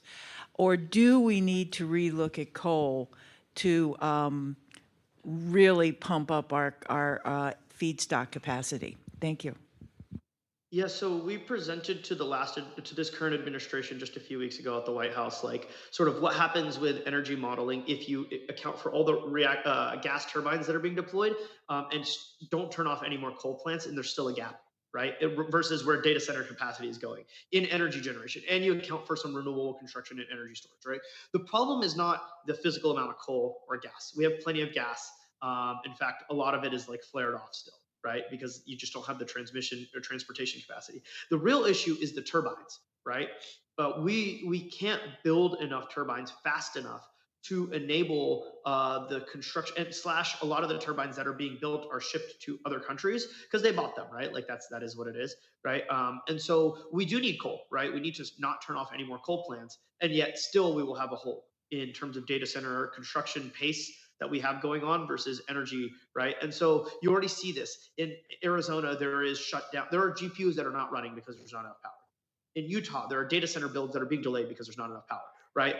This is something that's already happening today, and this problem is going to get much worse unless something happens. And so yes, we need coal because there's not enough dual combined cycle reactors. If there were enough dual combined cycle reactors, we could actually turn off all the coal, right? That'd be great, and we'd be a lot more clean. But supply chains building this, the timelines to build it all take too long, right? So I think that is the big issue or worry here. We would like to move on to gas entirely, but I think we just still need coal if we want to be competitive in AI. Yeah. Let's go right here. Hi, Augustus Alzona. I've got an ordinary American consumer question regarding AI. Can I ask it? And if either one of you want to address it, basically, in your opinion, what is the least woke AI engine available to consumers right now? I mean, the obvious answer is you go to Twitter and you go to Grok and you can ask it any question. I use all the models. Claude is the best at coding. Anthropic's model, OpenAI's model is generally the best all around. Within for certain tasks within the company, going through all the regulatory filings and permits, Google's models are the best because they have long context. And guess what? When I want to ask a question about demographics or politics or things that aren't like like just get refused by the other models, I go to Grok, right? It's a really good model. It's fast, and it doesn't. I would say it's not woke in the way that the woke term is usually used. Of course, it's woke in another way, right? Like, I think woke is not just like a left-wing term. It's a right and left-wing. There's a woke right and a woke left, right? And so, like, just to be clear, but yeah, sure. I would say that also personally I'm using, I mean, not just all of them, but I think that in the future, I mean, I had a paper or a series of like a super long blog post that came out last week, and it was really thinking through AI and how we might use these LLMs in order to do cost compliance for basically for new regulations. And one of the things that I'm trying to build out are libraries that actually go to each one of the different LLMs and ask the similar questions, and then basically come through and summarize it through all three of those, those major ones: Grok, Claude, and OpenAI. So to me, I see it. I think anyone that works in this space that uses the models pretty expansively, they use them for different things, right? They all they understand that there are kind of different value propositions to each one of them. But I think that the world that it's heading towards is. It seems that there's going to be probably pressure my expectation is there's going to be pressure long term to basically that these things are going to largely become commoditized, and that people are going to start personalizing it in a much more meaningful manner. But I think that's kind of a near term problem. Any other questions? Yes, this gentleman right here. Yeah, Will Bryant from ClearPath. I'm just wondering, one of the things that I hear from the energy side of the equation often is that there's a lot of uncertainty about like particular large loads from data centers when they actually show up on the grid. A public utility might not want to make a large investment for a data center load that they see coming years in the future, and then it doesn't actually show up, and then those costs are foisted onto ratepayers. I'm curious what the drivers of that uncertainty are, and if there are like small wins that can be done on the policy side to lower those uncertainties. Yeah, so utilities, this is sort of problem with the utilities. They're granted complete monopoly power, right? So if you want to do it in energy in many places, right? Not in Texas, which is why a lot of this data center construction is happening in Texas, because people can independently build energy and data centers and transmission capacity, sort of. But anyways, the point is, like, yes, and even in Texas, this uncertainty problem is real, right? Look, like, people who are in energy are a lot less AI inclined and believing in all the hot air here, right? I completely believe in all the hot air here, right? By the way, just to be clear. And then people who are in data center construction believe in the hot air to some extent, but people who are in the AI side completely believe in the hot air, right? Yeah, that's why you get like $7 trillion and stuff like that from Sam Altman, right? Like, there is a expectation difference because of the understanding of what this technology will and can do, but also, like, the people working on it are obviously going to believe on it a lot. Whereas the energy people are like, well, we haven't built energy in 40 years, and now this, like, AI is gonna require all this energy. There's obviously skepticism, but there's things we can do, right? A is like, can we reduce the barriers across the entire nation where energy production can be invested in by people who believe in it, right? There's firms like Brookfield and Blackstone, and like, these are these massive private capital holders who love energy investments. They love AI, right? They've made, Blackstone is like the biggest, or is it BlackRock? I don't know. Is the biggest, I think it's Blackstone, is the biggest credit holder to CoreWeave, right? They've lended them like $8-9 billion, right? Obviously, they believe in AI if they do that, right? CoreWeave being the new GPU cloud that rents to OpenAI a lot and is going public soon, this week.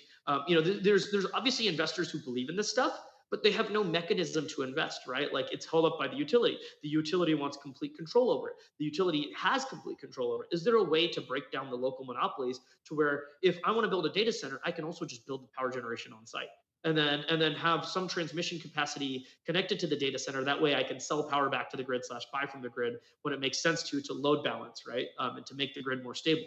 Is there some policy where we can do like this, right? Or, hey, if you want to build a data center, there's also a lot of like tension around, like, consumers' power prices are going to go up, and there are, to some extent, in some areas they are, right? Like in Ohio, consumer prices are going to go up, right? Because enough generation capacity is not being built. So then there's like this elasticity of power, right? And so I think there's ways to, like, say, hey, if you want to do on-site power and sell some power back to the grid, that way it's actually positive for the consumer, and you get to skip all the regulatory processes, right? Like, who's the loser now? Right? Maybe the utility is, because they don't have a complete monopoly over everything. But, like, I think there's a lot of different things that can be done to enable a broader distribution of who can invest in power and transmission. And can the people building the data center also do that? Because it's integral to them. And the CapEx required for the power is lower than the CapEx required for the data center, which is lower than the CapEx required for the GPU, right? If you look at a fully built out cluster, 80% of the cost is the servers and networking, right? Only 20% is data center. And if you look at power cost, it's less than 5% of the cost, right? So you've got this like flow, which is like very lopsided. It's just, you're not able to invest in this side, right? On the power side. And the power side has to come so much earlier in investment timeframes, right? So there is a way to invest and enable the private markets too, but it's just hard to do so right now. So I think there's a lot of creative policy things that could be done. I think with that, we're at time. Thank you, Dylan, for taking the time today. I would suggest subscribing to his site. It's full of information and is really kind of the leader in the data center space. So with that, thank you very much. We'll be taking a short break, and then we'll have our next panel come up.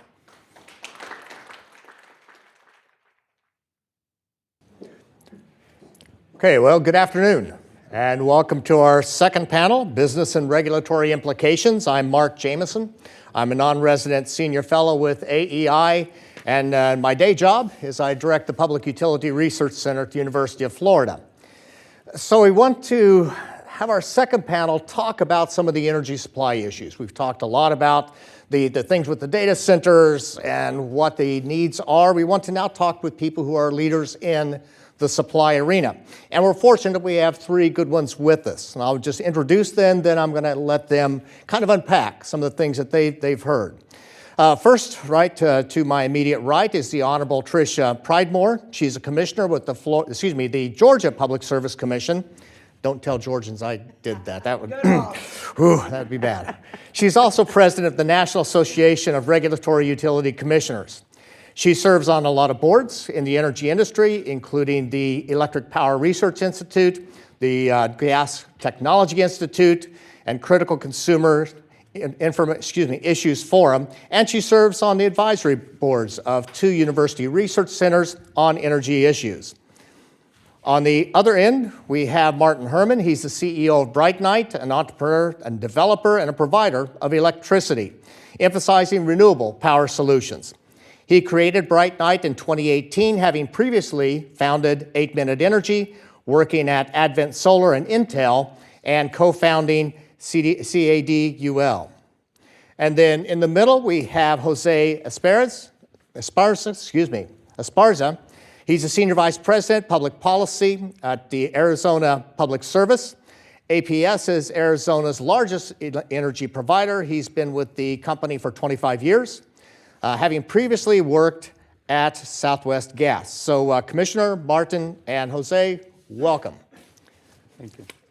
So I have a few questions for them. We'll break at 4 o'clock for audience questions, and then we will break at the end at 4:15. So panelists, I'm going to turn to you, and Martin, I'll ask you first. So we've had a long discussion now. Would you just kind of unpack as you see and understand the energy challenges that are being faced here? Yeah, sure. And so I spent the first 17 years of my career in the tech world, had a company in software, and then was in Intel developing microprocessors for smartphones. And since 15 years in electricity industry, building power plants. So I've never thought that those two sectors somehow will touch each other. And it's quite interesting to see that kind of happened over the last few years. But because I was in both sectors, I also recognized the complete cultural difference. And I'm sure a lot of you can have made the same experience. There's just a very different mindset whether you develop something in tech where every 18 months, if you don't disrupt yourself, someone else will disrupt you, or whether you're in the midterm infrastructure planning where you need to run a power grid, and it has a clock, and the internet doesn't have a clock, right? It's an asynchronous network. So it's a very different piece of infrastructure. And so Dylan, who I really admire, and I follow him since a long time, but when he said, well, maybe we need to bring coal back, that's one of the areas where I feel like definitely have a lot of respect for him, what he's doing in semiconductor. But on the energy side, I think if we look at the fundamentals, first, US is blessed with a lot of resources. I went into solar in 2009 because I looked at this similar, it's a piece of, because piece of semiconductors similar like what we have been doing on the semiconductor side. You basically have a piece of wafer and you deposit gas, and instead of having 100 billion transistors on it, you have basically one diode. But a lot of the equipment is the same. And what I found fascinating is I've seen what semiconductors been doing for microprocessors and memory components. And I said, if we can accomplish something like this only to a lesser degree on the solar side, then solar is going to be a winner. And solar has, over those 2 decades almost, being able to successfully drive down the cost. So I think we need to look at technologies and what can be done in the context of the US. And the US is rich in renewable resources, right? The Sun Belt, we have the Sun Belt. We have a lot of we have a lot of wind resource in the middle of the country, and we have a lot of gas.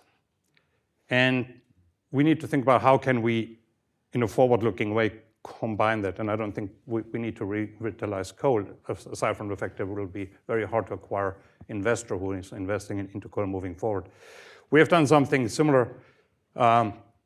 We have just won a contract in a different country, so I'll make that an example. Maybe we can learn from that.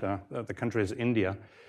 We have won a contract and are planning to start construction this year on a project that is basically a synthetic gas peaker built with renewable resources.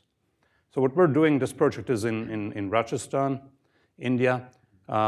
We have the obligation to deliver 240 megawatts of what is called round-the-clock energy in India.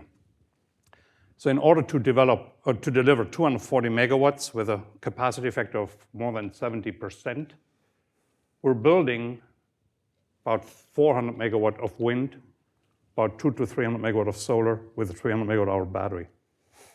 What that does is create basically this profile where we can deliver electricity around the clock. We even can guarantee with a 90% availability, 2 hours in the morning and 2 hours in the evening, the availability of electricity. And we're allowed to buy 5% from the market to make up for this. That's a fairly unique structure. And you can do that now with software that we have built and others have built using AI to help us find the economic optimum. And this is something that can happen in the US as well. We don't need to go back to other baseload. And a lot of this stuff can be built. The last example that I want to make is, so when I started BrightNight in 2018, I hired people that are specifically coming from the baseload industry, from utilities, et cetera. And we tried to look at parts of the power grid where renewable can help solve problems where you need capacity, not just energy. And that's a fairly hard problem. So we ended up in places like the Pacific Northwest, like the Southwest, Southeast, basically mostly where you don't have deregulated markets. And what we're doing is basically looking for parts of the grid where we can hook up to the power grid and increase the capacity factor, but often sometimes unlock additional capacity for the existing infrastructure. I'll make one example. We have a project in Pacific Northwest. We're creating about 300 megawatts there's an existing 400 megawatt generator, and we're hooking up solar with a battery, and it unlocks another 4% of electricity from the existing generator. So there are many examples where we need to start forward-looking and how can we apply the technology and how can we look at what data centers, what new load needs. But I could go on for a long time, so I'll stop here. Well, we'll come back, because I want to return to the issue. When you address a client like a hyperscaler, what is it that they most need from you? What do you need to be able to do that job well? So we'll get to that. Jose, let me turn to you. What are your thoughts on where our conversation is, how we're talking about these particular needs and how they should be addressed? Yeah, Mark, thanks. and congratulations, I thought the panels were well done, and I think it gives a lot of context to what we're talking about now. And at APS, we're a single state utility. We serve 1.4 million customers in Arizona. By the way, it was 96 degrees in Arizona yesterday, so I'll be going back to the heat soon enough. But just so you have a feel for our system, it took us 140 years to hit a new peak last summer of 8,200 megawatts. A Costco is about 1 megawatt, just to kind of give you some perspective. We're going to grow that peak of 8,200 megawatts by 40% by 2031. So we have tremendous growth. We're serving data centers now. We're fortunate enough in Arizona to have TSMC in our backyard. They just committed to finish the 6 fabs, so we're really excited to serve them and their entire supply chain. So we're poised to have a lot of growth in Arizona, and there's going to be some challenges. And Brian, with Google here, when this first started coming to us about a year and a half ago, we weren't sure how real it is. Well, it's real, and it's not going away, and we're going to have to figure out a way to grow together in such a way whereas you're not subsidizing those costs on average residential customers. You know, they talked a little bit about embedded cost earlier. So we're going to have to figure out which costs are truly dedicated to those new customers, and we have to do our best to allocate those costs specifically. But that's not the only challenge on getting the contracts right. The other challenge is just the physical nature of building out your system. You're going to need natural gas. And in the Phoenix area, we have a capacity issue. So we are going to need to bring in, at one point, another pipeline, most likely to serve that growing need. And it's going to take about 10 years if that project gets approved and we do go forward with that. That's not something that happens overnight. The other issue that we have in Maricopa County is through the Clean Air Act. I know Dylan was joking about getting rid of it. We're not in favor of that. But we're gonna have to look at tweaking it, I do believe, and get some sort of durable solution there. What we have currently in Maricopa County is we've exceeded our NOx limit. 80% of that is really out of the utilities' control. There are reasons for it. You have emissions that are coming over from the Pacific up through Mexico, so you have some international issues there and the way they sit in the valley. You also have transportation that's going through Arizona, and that's adding to NOx as well. If you were to electrify every domestic vehicle on the road in Maricopa County, it's the fastest growing county in the country, you still don't deal with your problem. So it's not just getting to serve these data centers and figuring out what the tariff looks like and what the contracts look like. It's also some physical issues, and we're going to have to do that together. And again, I think I do a lot of these talks and get to do them with Google, and the commissioner and I are kind of on a road show. And I do appreciate the patience of Google and the other hyperscalers and the data centers. They do need this, and it is national security. And they want this stuff rather quickly, and we're trying to get it done as quick as possible. And we're looking at ways to, outside of the tariff, to do contract minimums. I think someone asked the question earlier about when we commit to building resources out, because we're tight on capacity. We don't have this energy and capacity. We're going to go out and build that. So when we build it for a data center, we want to make sure that they're going to actually be using those resources. So we're working on a contract now where you have higher contract minimums for both of those. And I will have to say, we recently talked to Google about this. They've been super supportive. So I do congratulate and appreciate the patience and the willingness to work through this, because these folks don't want to burden other customers, and we don't want those customers burdened. So it's going to be a partnership. All right, thank you. So, Commissioner from the great state of Georgia, I'll get it right this time. So you're in the maybe unenviable job of telling people if you're going to provide electricity in this state, here are the standards you have to meet, here are the constraints, things you can't do. How do you understand this issue, how it folds in with the systems that you have? Well, thank you, Mark. It's always good to be with you, and appreciate everything you do at the University of Florida and how you work so nicely with NARUC. And of course, thanks to AEI for this opportunity to talk about an issue that I love. It's an issue that I've made the theme of my year of my NARUC presidency, which, by the way, we created the logo using AI. So I'm fully invested in this. I come from a tech background. So my husband and I used to own an email company, a marketing automation company that did a lot with email. And email is a 10-point packet transfer between servers. So if I send a non-attachment email to Jose, it's going to send data back and forth between those servers 10 times. AI, that could be as many as a 1 million or more packet transfer conversation. So you think about the changes of what is going to be needed to be able to supply, not just the energy, we'll talk about that in just a second, but also the server capabilities that's required to be able to pull this off. To Jose's point, this is not an strictly an opportunity for our country. It's a must-do for our country. This is national security. We need the globe's largest and most adept technical companies to have their data on American soil. We need to ensure that we can guarantee its security. We also need to ensure that we can guarantee that the intellectual property of Americans is kept here and managed here.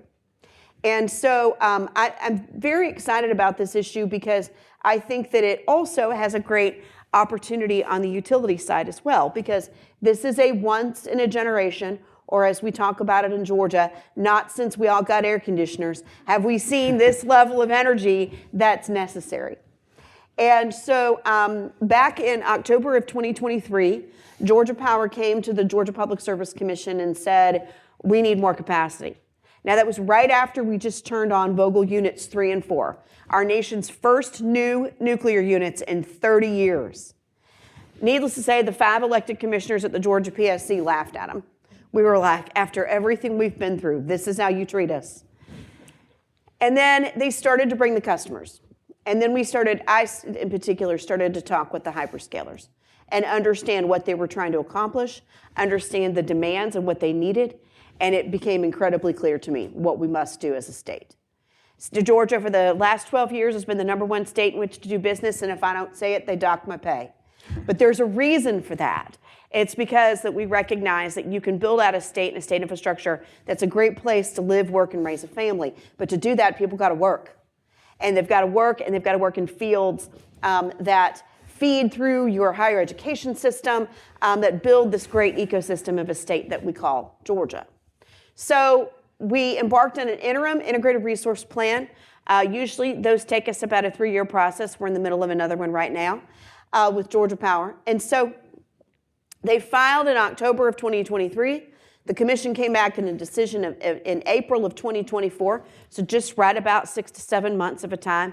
It's definitely an expedited regulatory treatment that we know through our rules and the Constitution of Georgia, we have the ability to do this.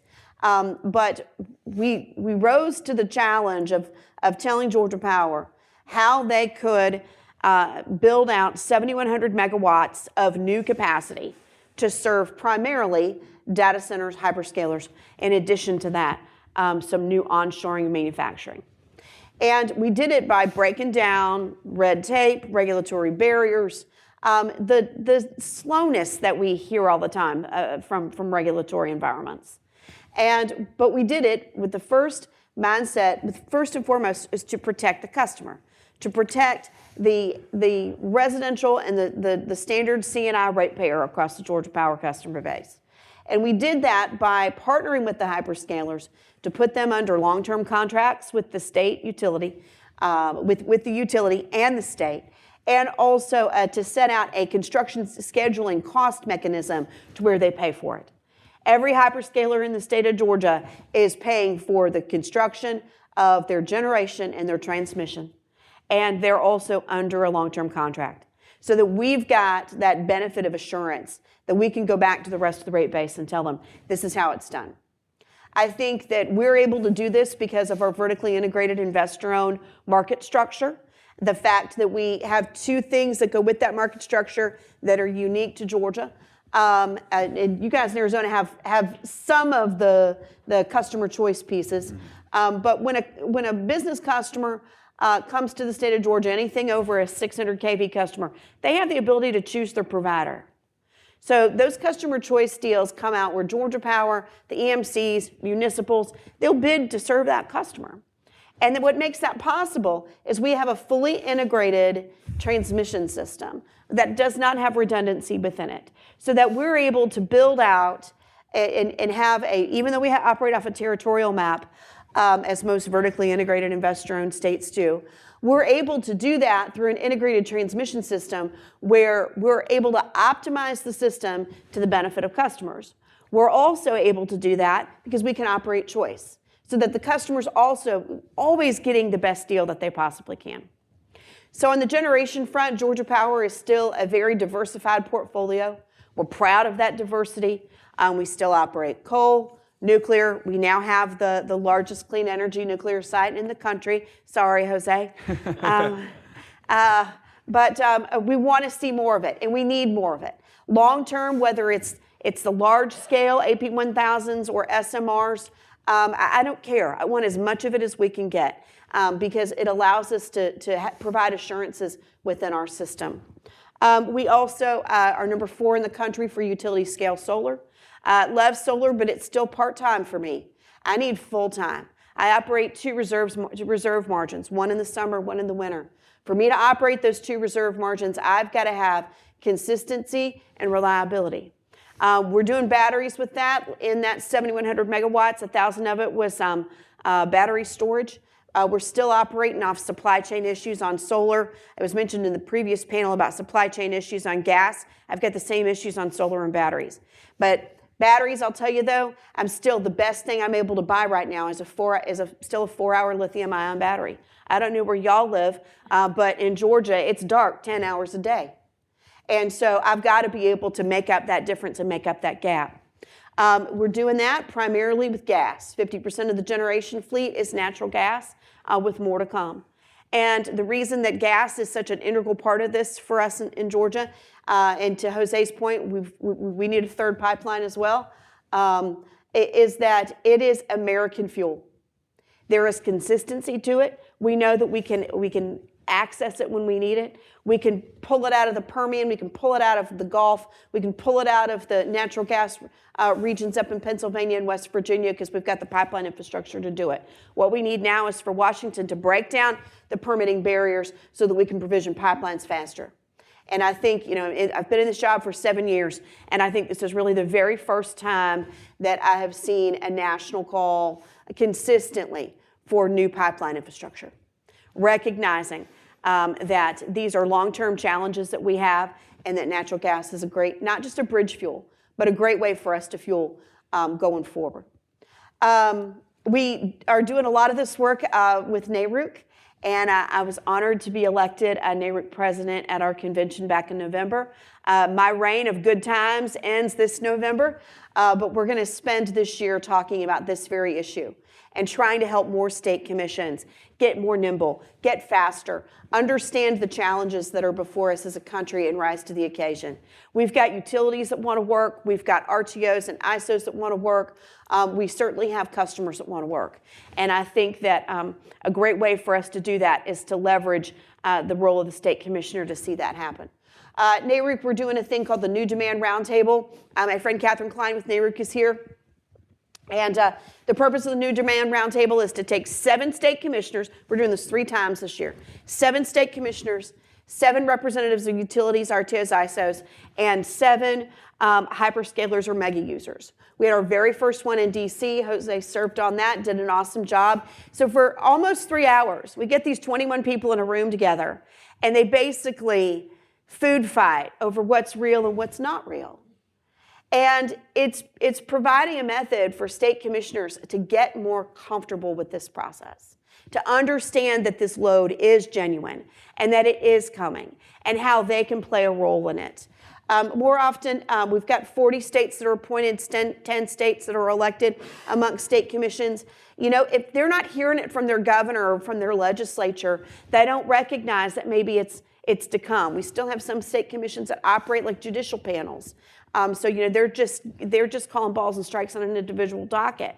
But we've got many states where the state commissioners are policymakers, such as myself, where we're actively working with the governor's offices, we're actively working with our state legislatures to ensure that our representative states can do this and do it well and protect customers and rise to the occasion. So it's an honor to be here. As you can tell, I'm passionate. I love this issue. It's incredibly important to our country. Well, I'm glad we asked a question that mattered to you. So. Thank you. Thank you. Now ask me about Georgia football. I can talk about that one too. We'll talk about basketball maybe instead. No, I'll leave you on that one. All right, Mark. very good, very good. Well, thank you.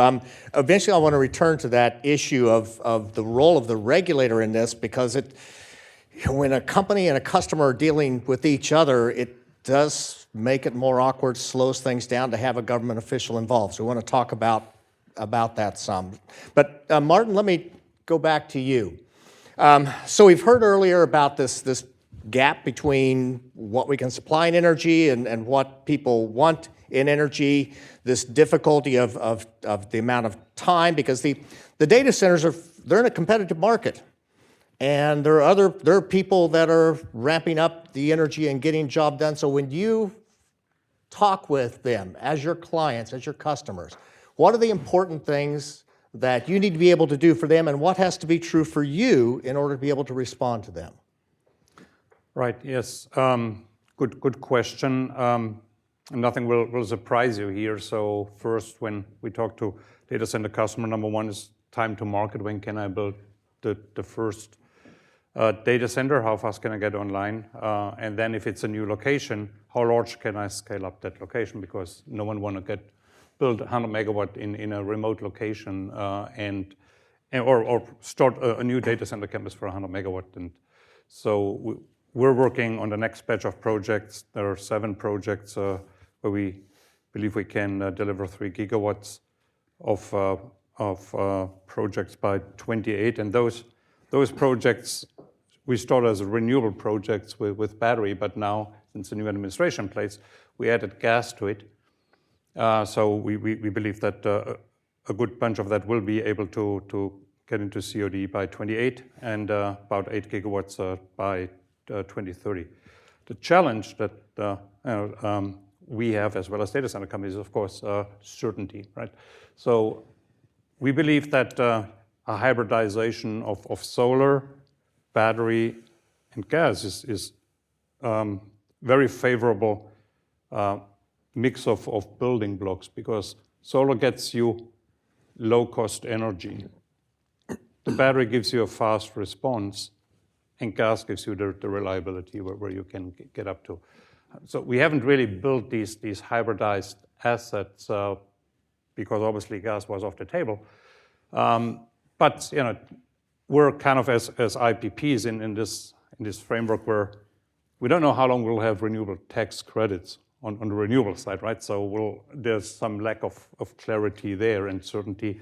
And then on the gas side, we know we have hopefully the next 4 years of great support. And so my board has asked me, what can you do in 4 years? Kind of implying, don't take more time than 4 years, right? Get it done during that time. So you're in that uncertainty. Now, since we're in DC, I want to throw out some what I would regard lower hanging fruits on the federal level. Here are some real world examples of projects we're developing. One is a project, it's a battery, 1,600 megawatts. The utility, I don't mention names here, but happy to go into details in one-on-one discussion. So this utility, it's a battery, 1,600 megawatt hour at the kind of a seams where we have north, south, and east, west transmission lines, and we're planning to build the battery right there. Utility puts a lot of pressure on us to get online in December 2027, which in itself shouldn't be a big problem. We have a nice buffered schedule. Yet there is one federal agency, again, I'm not mentioning names here, we need to cross a piece of road. We need a right-of-way to cross that with 3 wires, less than 25 foot. We are not penetrating the ground for the territory that this agency is managing.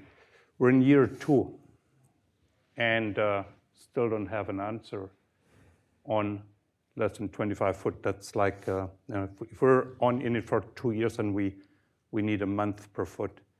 Another example is in the West, Pacific Northwest, which went from a winter peak to a twin peak, meaning winter and summer. And again, we're planning a battery there.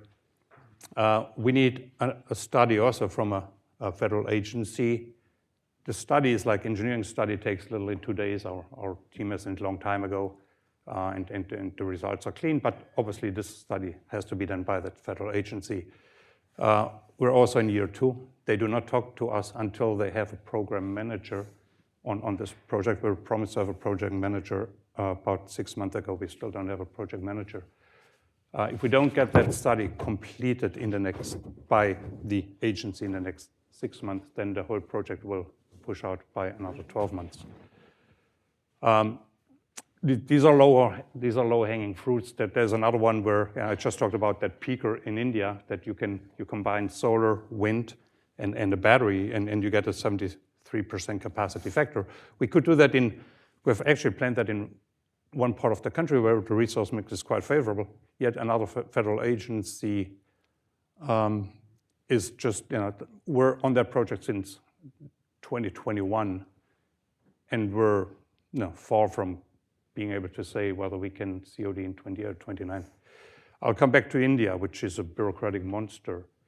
And one of the things that the incoming Premier Modi did in 2015, he installed something what he called Invest India, which is kind of a one-stop shop clearing, because India had the problem that between FCPA compliant and they also have federal structures and just very hard. So he attracted FDI, foreign investors, and one thing he did is basically installed this agency whose job it was to cut stuff. And what I'm describing, these are lower-hanging fruits.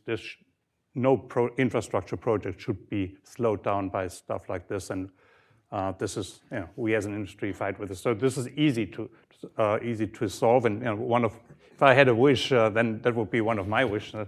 Help us to cut through this relative to these lower-hanging fruits that are holding up very important infrastructure projects. So thank you. So Jose, let me turn to you.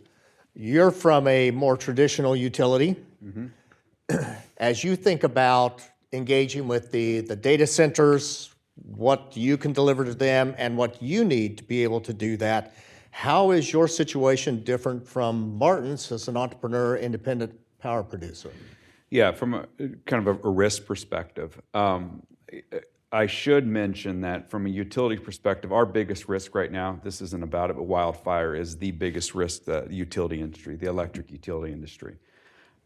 Regulatory lag ties into this. So from the time that you pay for something to the time that you collect, it can take more than 3, almost 4 years, especially in Arizona. And that regulatory lag, it hurts the certainty, and the investment community pays close attention to that. So we're trying to solve that problem with our commission in Arizona. The risk around serving data centers, I talked a little bit about the contract, but we'll kind of go into the numbers a little bit again. I said our peak was 8,200 megawatts this last summer. We have a queue of 11,000 megawatts from data centers when you add it all together. Salt River Project, which serves about the same amount of customers as us in Maricopa County, they have a queue of about 11,000, and then down south in Tucson, they have a queue of, I think, 15. So let's say that is not all real. That's still a lot of energy. You're more than doubling the size of your grid. So we're going to have to get serious about not only supply chains, but we're going to have to get serious about permitting reform. I mean, you're talking about an issue with 25 feet. if you have to run more transmission of these data centers, if you have to run natural gas pipeline for capacity issues, that's something that we are really pushing this administration on, that if they do anything to help solve this problem, because there is a problem, permitting reform needs to happen. So I think all of us in this room, when you get to talk to your members, I think that's what we really should be pounding on. And I think there's been a lot of talk about co-location, or do these data centers go off the grid? I think all things are on the table. Do we want to lose? I mean, obviously, as a utility, we want to serve as many of these customers as possible, but we also are in this new reality of let's make sure we're actually investigating everything we can. Our chairman of the commission in Arizona, he's currently talking about, do you open a docket to really start to look at this stuff, not only from a contracting perspective, but just physically, how do you get this stuff done? I think there's something there. If you look at the gas industry, there's transportation customers, whereas they procure their own gas and they pay you to run it through the pipe. If you keep these customers on a tariff, the problem is we have to back them up. So that gets a little bit tricky for us as well. But I do think that with patience on both sides and great regulators like yourself, I think we can get... shucks, Jose, thanks. I really do think we can get this figured out. One other risk, and I think we're going to talk about it in a little bit, is these policy swings. It's unhealthy for the country, and it's unhealthy for utilities. But coal was mentioned earlier. I think his name is Dylan. He talked about it. In Arizona, we're going to ramp down about 1,100 megawatts of coal. So we made a deal with the EPA during President Obama's administration, and one of our coal plants will be shutting down this year.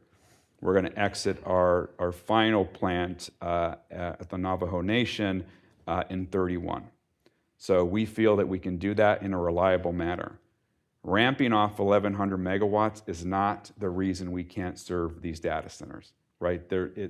It's bigger than that. And I think we have to have bigger conversations when it comes to energy. And Martin, I think your board is spot on.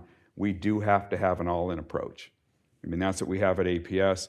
The commissioner was kind of kidding with me because we did have the largest nuclear plant for a number of years, and then she just kicked our butt and beat us on that. But Palo Verde, we operate it. It's about 4,000 megawatts. Our share is about 1,100. So we also recently put in an application with Department of Energy to see if we can get some money to help look at other sites in Arizona. But that's still a decade to 15 years away. So we need to begin serious about natural gas and continue to ramp up and on renewables and work on this battery technology. Okay, thank you. So, Commissioner, let me turn to you now on the financing issue. And I have two questions in that. One of the issues is the regulatory risk. And so it's the second one, but the first one's different. So when I talk with people from Wall Street, they will tell me that they're more likely to invest in a company like Martin's than in a company like Jose's at this point for supplying this electricity, because the finances are better for the unregulated, that they think there's just too much risk for a utility to make that kind of investment. They may not get their cost recovery. So I'd like for you to talk about that. But then on the other side, let's get to the policy swings. Financial markets do not like instability, and we get that at the federal level. I don't quite get that so much at the state level. Could you talk about that? Because one of the roles of regulation is to provide that stability across political swings. So both of those topics, if you could talk about them, please. Well, first, Mark, I think you need to talk to different Wall Street analysts. So the challenge is you've got a deregulated market and you've got a regulated market.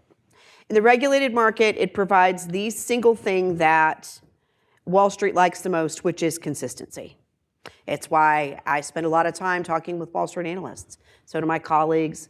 There's a level of consistency there because they know that you are the protector of a safe, reliable, affordable system. It is your primary job as a regulator. Last year, Congress asked if I House ENC asked if I would come and give a presentation about some of the issues we're talking about today. And I was asked by a member from Texas, when the power goes out, like in Winter Storm Uri, who's responsible? And I looked him square in the eyes and I said, I am. It's my job. It is ultimately the regulator's job to protect and ensure a safe, reliable, affordable system.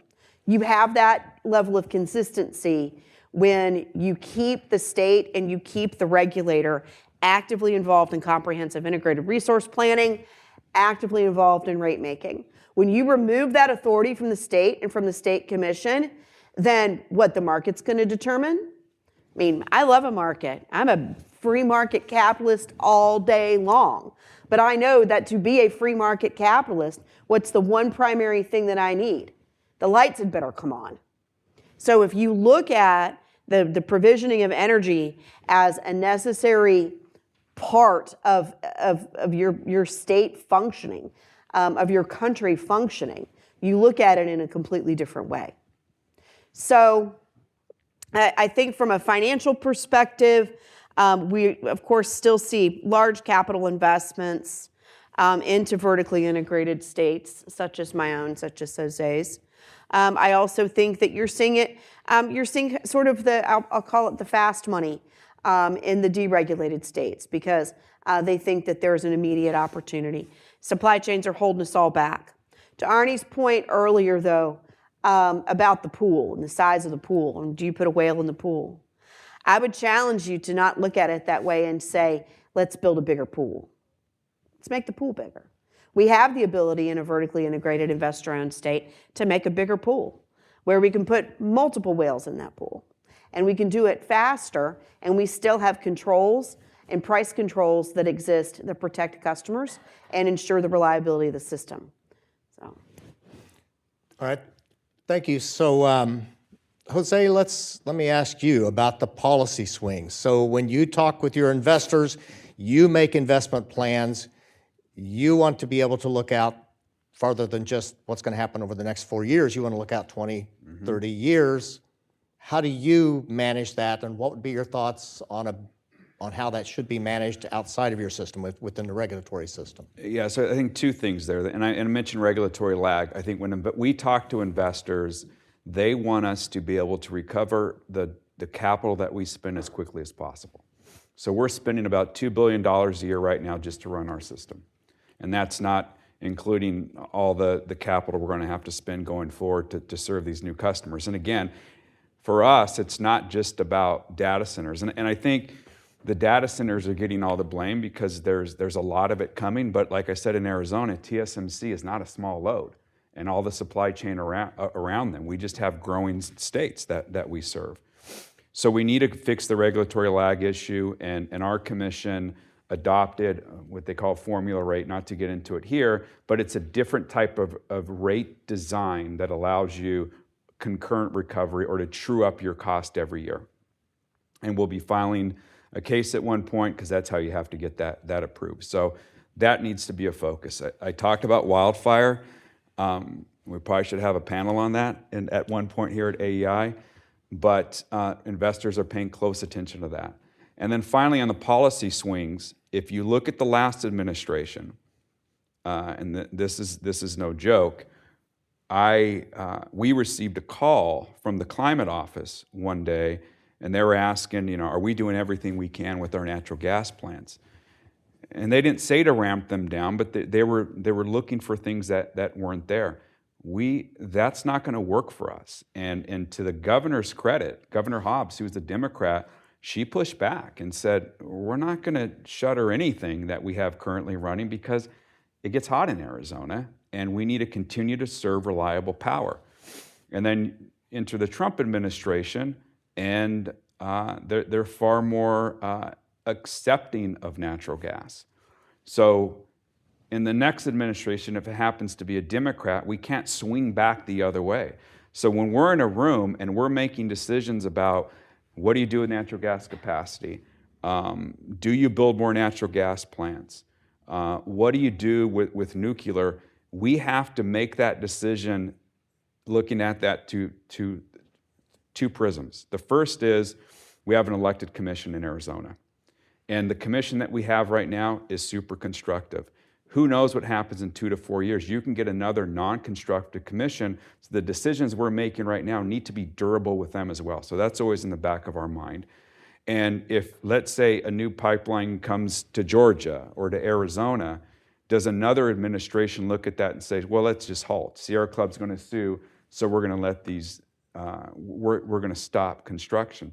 These are real scary things. And I think policymakers, and Commissioner Pridemore, I've seen her testify, and she has a very good eye for the ball, and the ball is reliability and affordability. That's her responsibility, and that's our responsibility. And we hope that with the Trump administration and everyone in office now, that they're looking at that. And when we talk to these folks, durable solutions that don't swing back and forth is really what we need if we're going to not only serve data centers long time for national security reasons, but TSMC, which is a national security reason, and just keep the lights on for everybody. Martin, before we turn to the audience for questions, what is your view of raising the capital to make these investments? I mean, in general, on one side, strong tailwinds because of all the topics we have discussed, the demand increase, decarbonization continue, etc. On the other side, the certainty, we've talked about many topics. Another one that we're exposed to are tariffs. Well, tariffs in general, we can deal with it as a company because it's level playing field. It's the change that, and how we deal with the change that is problematic. To make an example, right now we're negotiating contracts for projects that will buy the equipment in probably 12 months. And we don't know what the tariff will be for those 12 months yet. The utility is wants a fixed contract, right? So how do you deal with that? And if you talk 48% tariff with that's, for instance, coming from China, you cannot deal with it order of magnitude. But even others that are 10 or 25% is just impossible to deal with because the orders of magnitude of these numbers are so big. Maybe one, again, we're on federal level, maybe one topic when it comes to tariffs and bringing manufacturing here to the US. I encourage everyone to study the solar module industry. I'm buying solar modules since 2009, and we had the first tariffs from CVD and AVD, AD and CVD in 2012, and then 2014 and 2017 and 2021, and we have another one right now.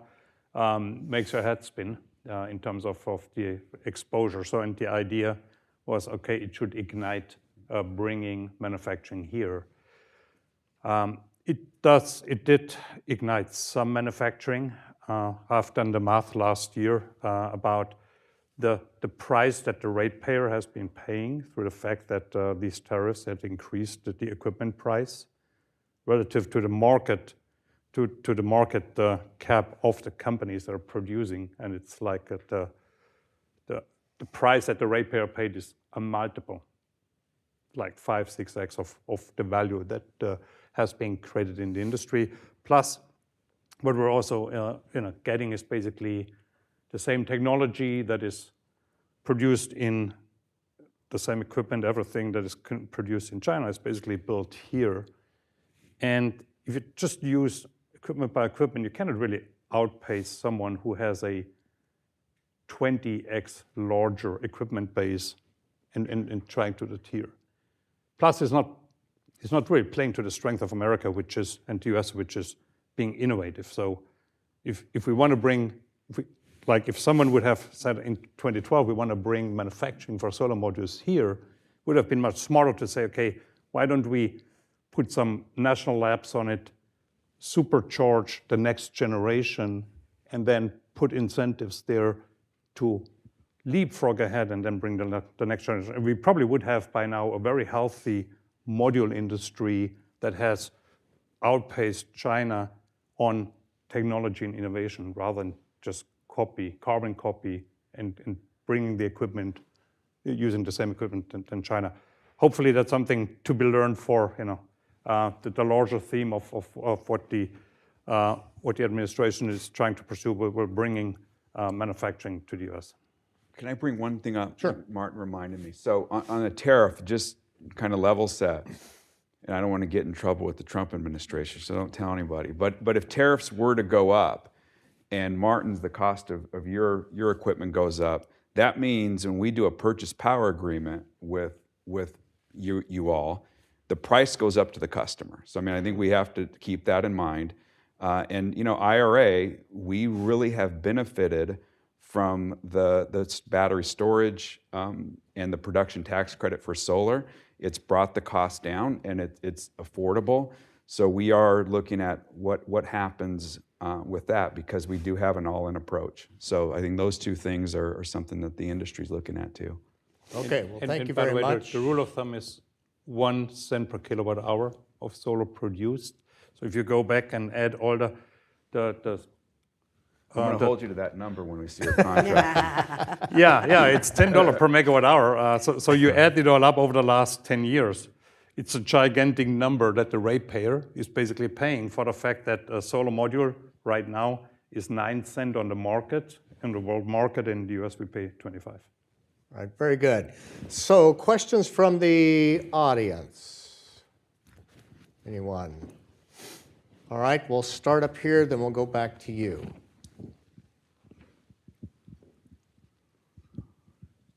Thank you. My name's Ann Vroom. I always seem to have a question, but thank you for being generous and accommodating it.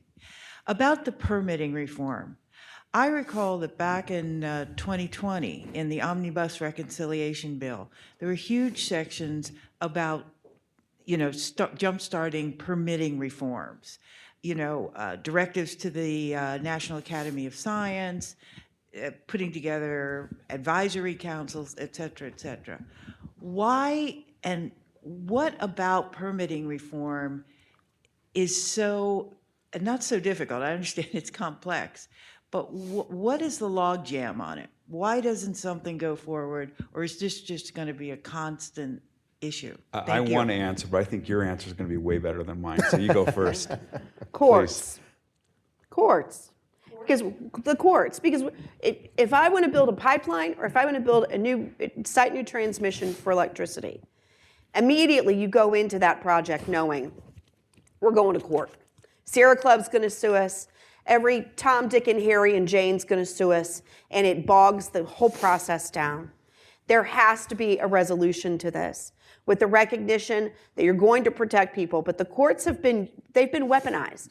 And they use it as lawfare against the utilities, against the gas producers, against the pipeline companies, and certainly against the TOs, the transmission operators. There just simply has to be a mechanism that Congress and this White House can do to stop the bleeding.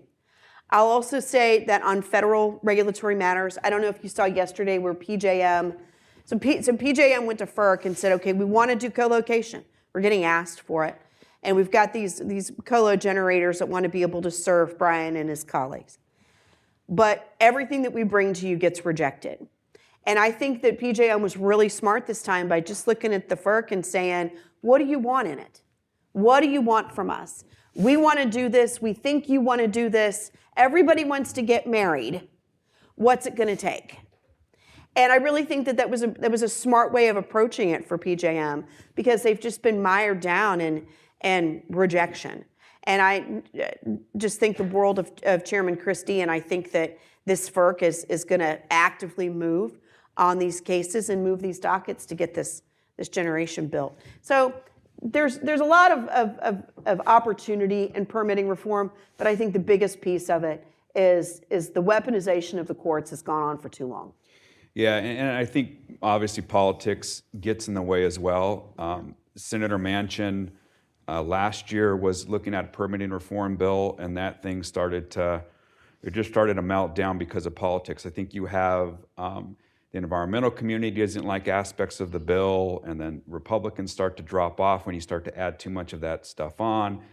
And it's going to take some leadership, and hopefully we can get that done. And I do think that there's no more excuses. We don't have any time left. Right. So I think sometimes when your back's up against a wall, which I really think it is, it forces these folks to kind of put politics aside and find some sort of issue in the middle. And I think you're getting to the politics of pinch points. The commissioner and I were talking about this earlier. As a utility company, now we're right in the middle. The environmentalists kind of want to oppose most of what we want. And we're even getting a lot of heat on the far right because we're monopolies. So it's kind of hard to find friends anymore. And I think that gets to why permitting forum is struggling. But we're in the friend-making business. Yes, we are. We're in the friend-making business. That's why we're on the road together. That's it. I could write an academic paper about that, but I all right. Question back here. So permitting reform, okay, so Arushi Sharma Frank, I ran Tesla Energy for 4 years, and I represent large data center companies in Texas. And I have a client, Jose, who's working with you guys on DC Flex and load flexibility interconnection and World AI. So first on permitting, the challenges of interstate permitting go back to when I started AGA, American Gas Association. Started explaining to the Obama White House, who's trying to do the first infrastructure order, how difficult it is because there's at least 3 levels of permitting, and so there's no common nexus. What I found from that, and that's more of a comment from Martin than a question, is that at least at that time, some of the agencies will let you fund independently in a consortium. Some independent folks who would become augmentation through contract staff, so that project managers will get assigned sooner. But it was super bespoke at the time. And I guess, have you all tried that? That's part one of my question. And gotten any luck? We did, yes. And no luck, no. Fix or lack of human commitment or both? Oh, it's, I can go on for a long time and bore everyone to death, but on a high level, to just take one example, again, there's a federal agency, so the office in Washington said, yes, this makes complete sense, let's do it, it's a no-brainer. And then the local office is like just the opposite, and they're pointing fingers, and this goes on since years. So you get stuck in between. If there would be something like there is, yes. track, there's a 2013 report from the Government Accounting Office called Interstate and Intrastate Pipeline Permitting that highlights that everything that you just said has been a thing that people have been saying in our industry for 15 years, if not more. And right. to your point about how you fix it is that you can't change policy every 4 years. And so maybe hauling out some of the old stuff. Gas electric coordination is the same way. I also worked on that in 2011. So these fights keep coming up. It's very cyclical is my point. Question I had for Jose is, so DC Flex is just one example of kind of data centers trying to come to the table early to work with utilities on curtailment as an approach. The question I had for you is, if you're looking at ERCOT or another area that doesn't have kind of the vertical integration benefits of the APS or the Portland General Electric world, what is it going to take, do you think, to be able to model data centers as non-firm load? Or can you even do it? Or who has to be at the table for a data center to be able to make like a meaningful commitment to, say, Dominion or an entity in New York or wherever, and say like, yes, we can show up and we can curtail load? Who has to be bought in to make these solutions real? We haven't seen it. Yeah. I mean, I know that, not to pick on Brian, but Google's kind of leading this, I think, trying to shift load. So if we go to Google and say, hey, it's super hot and we lost 300 megawatts of natural gas because something happened to that plant, we need you all to curtail. So can you take that processing from your West Phoenix location and move that to Colorado for us? I think you guys are looking at that, but I don't think nothing is real. I mean, if we can get there, it's a lot easier to serve data centers. I just don't think the physics is there yet. At least I haven't seen it. I haven't either. Data centers sell 5 nines uptime, which means they're up 99.999% of the time. And there's no curtailment in that equation. The physics of it just doesn't pan out. The backup generation, there's accessibility there perhaps. And I think when we talk about that from a demand response standpoint, that's probably where most of us are coming down on it. But you know, the pinch point, to use your phrase, Jose, I think is going to come when the absolute hyperscalers are fully saturated. When Google, AWS, Apple, Meta, Microsoft, they're fully saturated, and we go down market, and we go to that second level where cost of capital is higher, access to capital is tighter.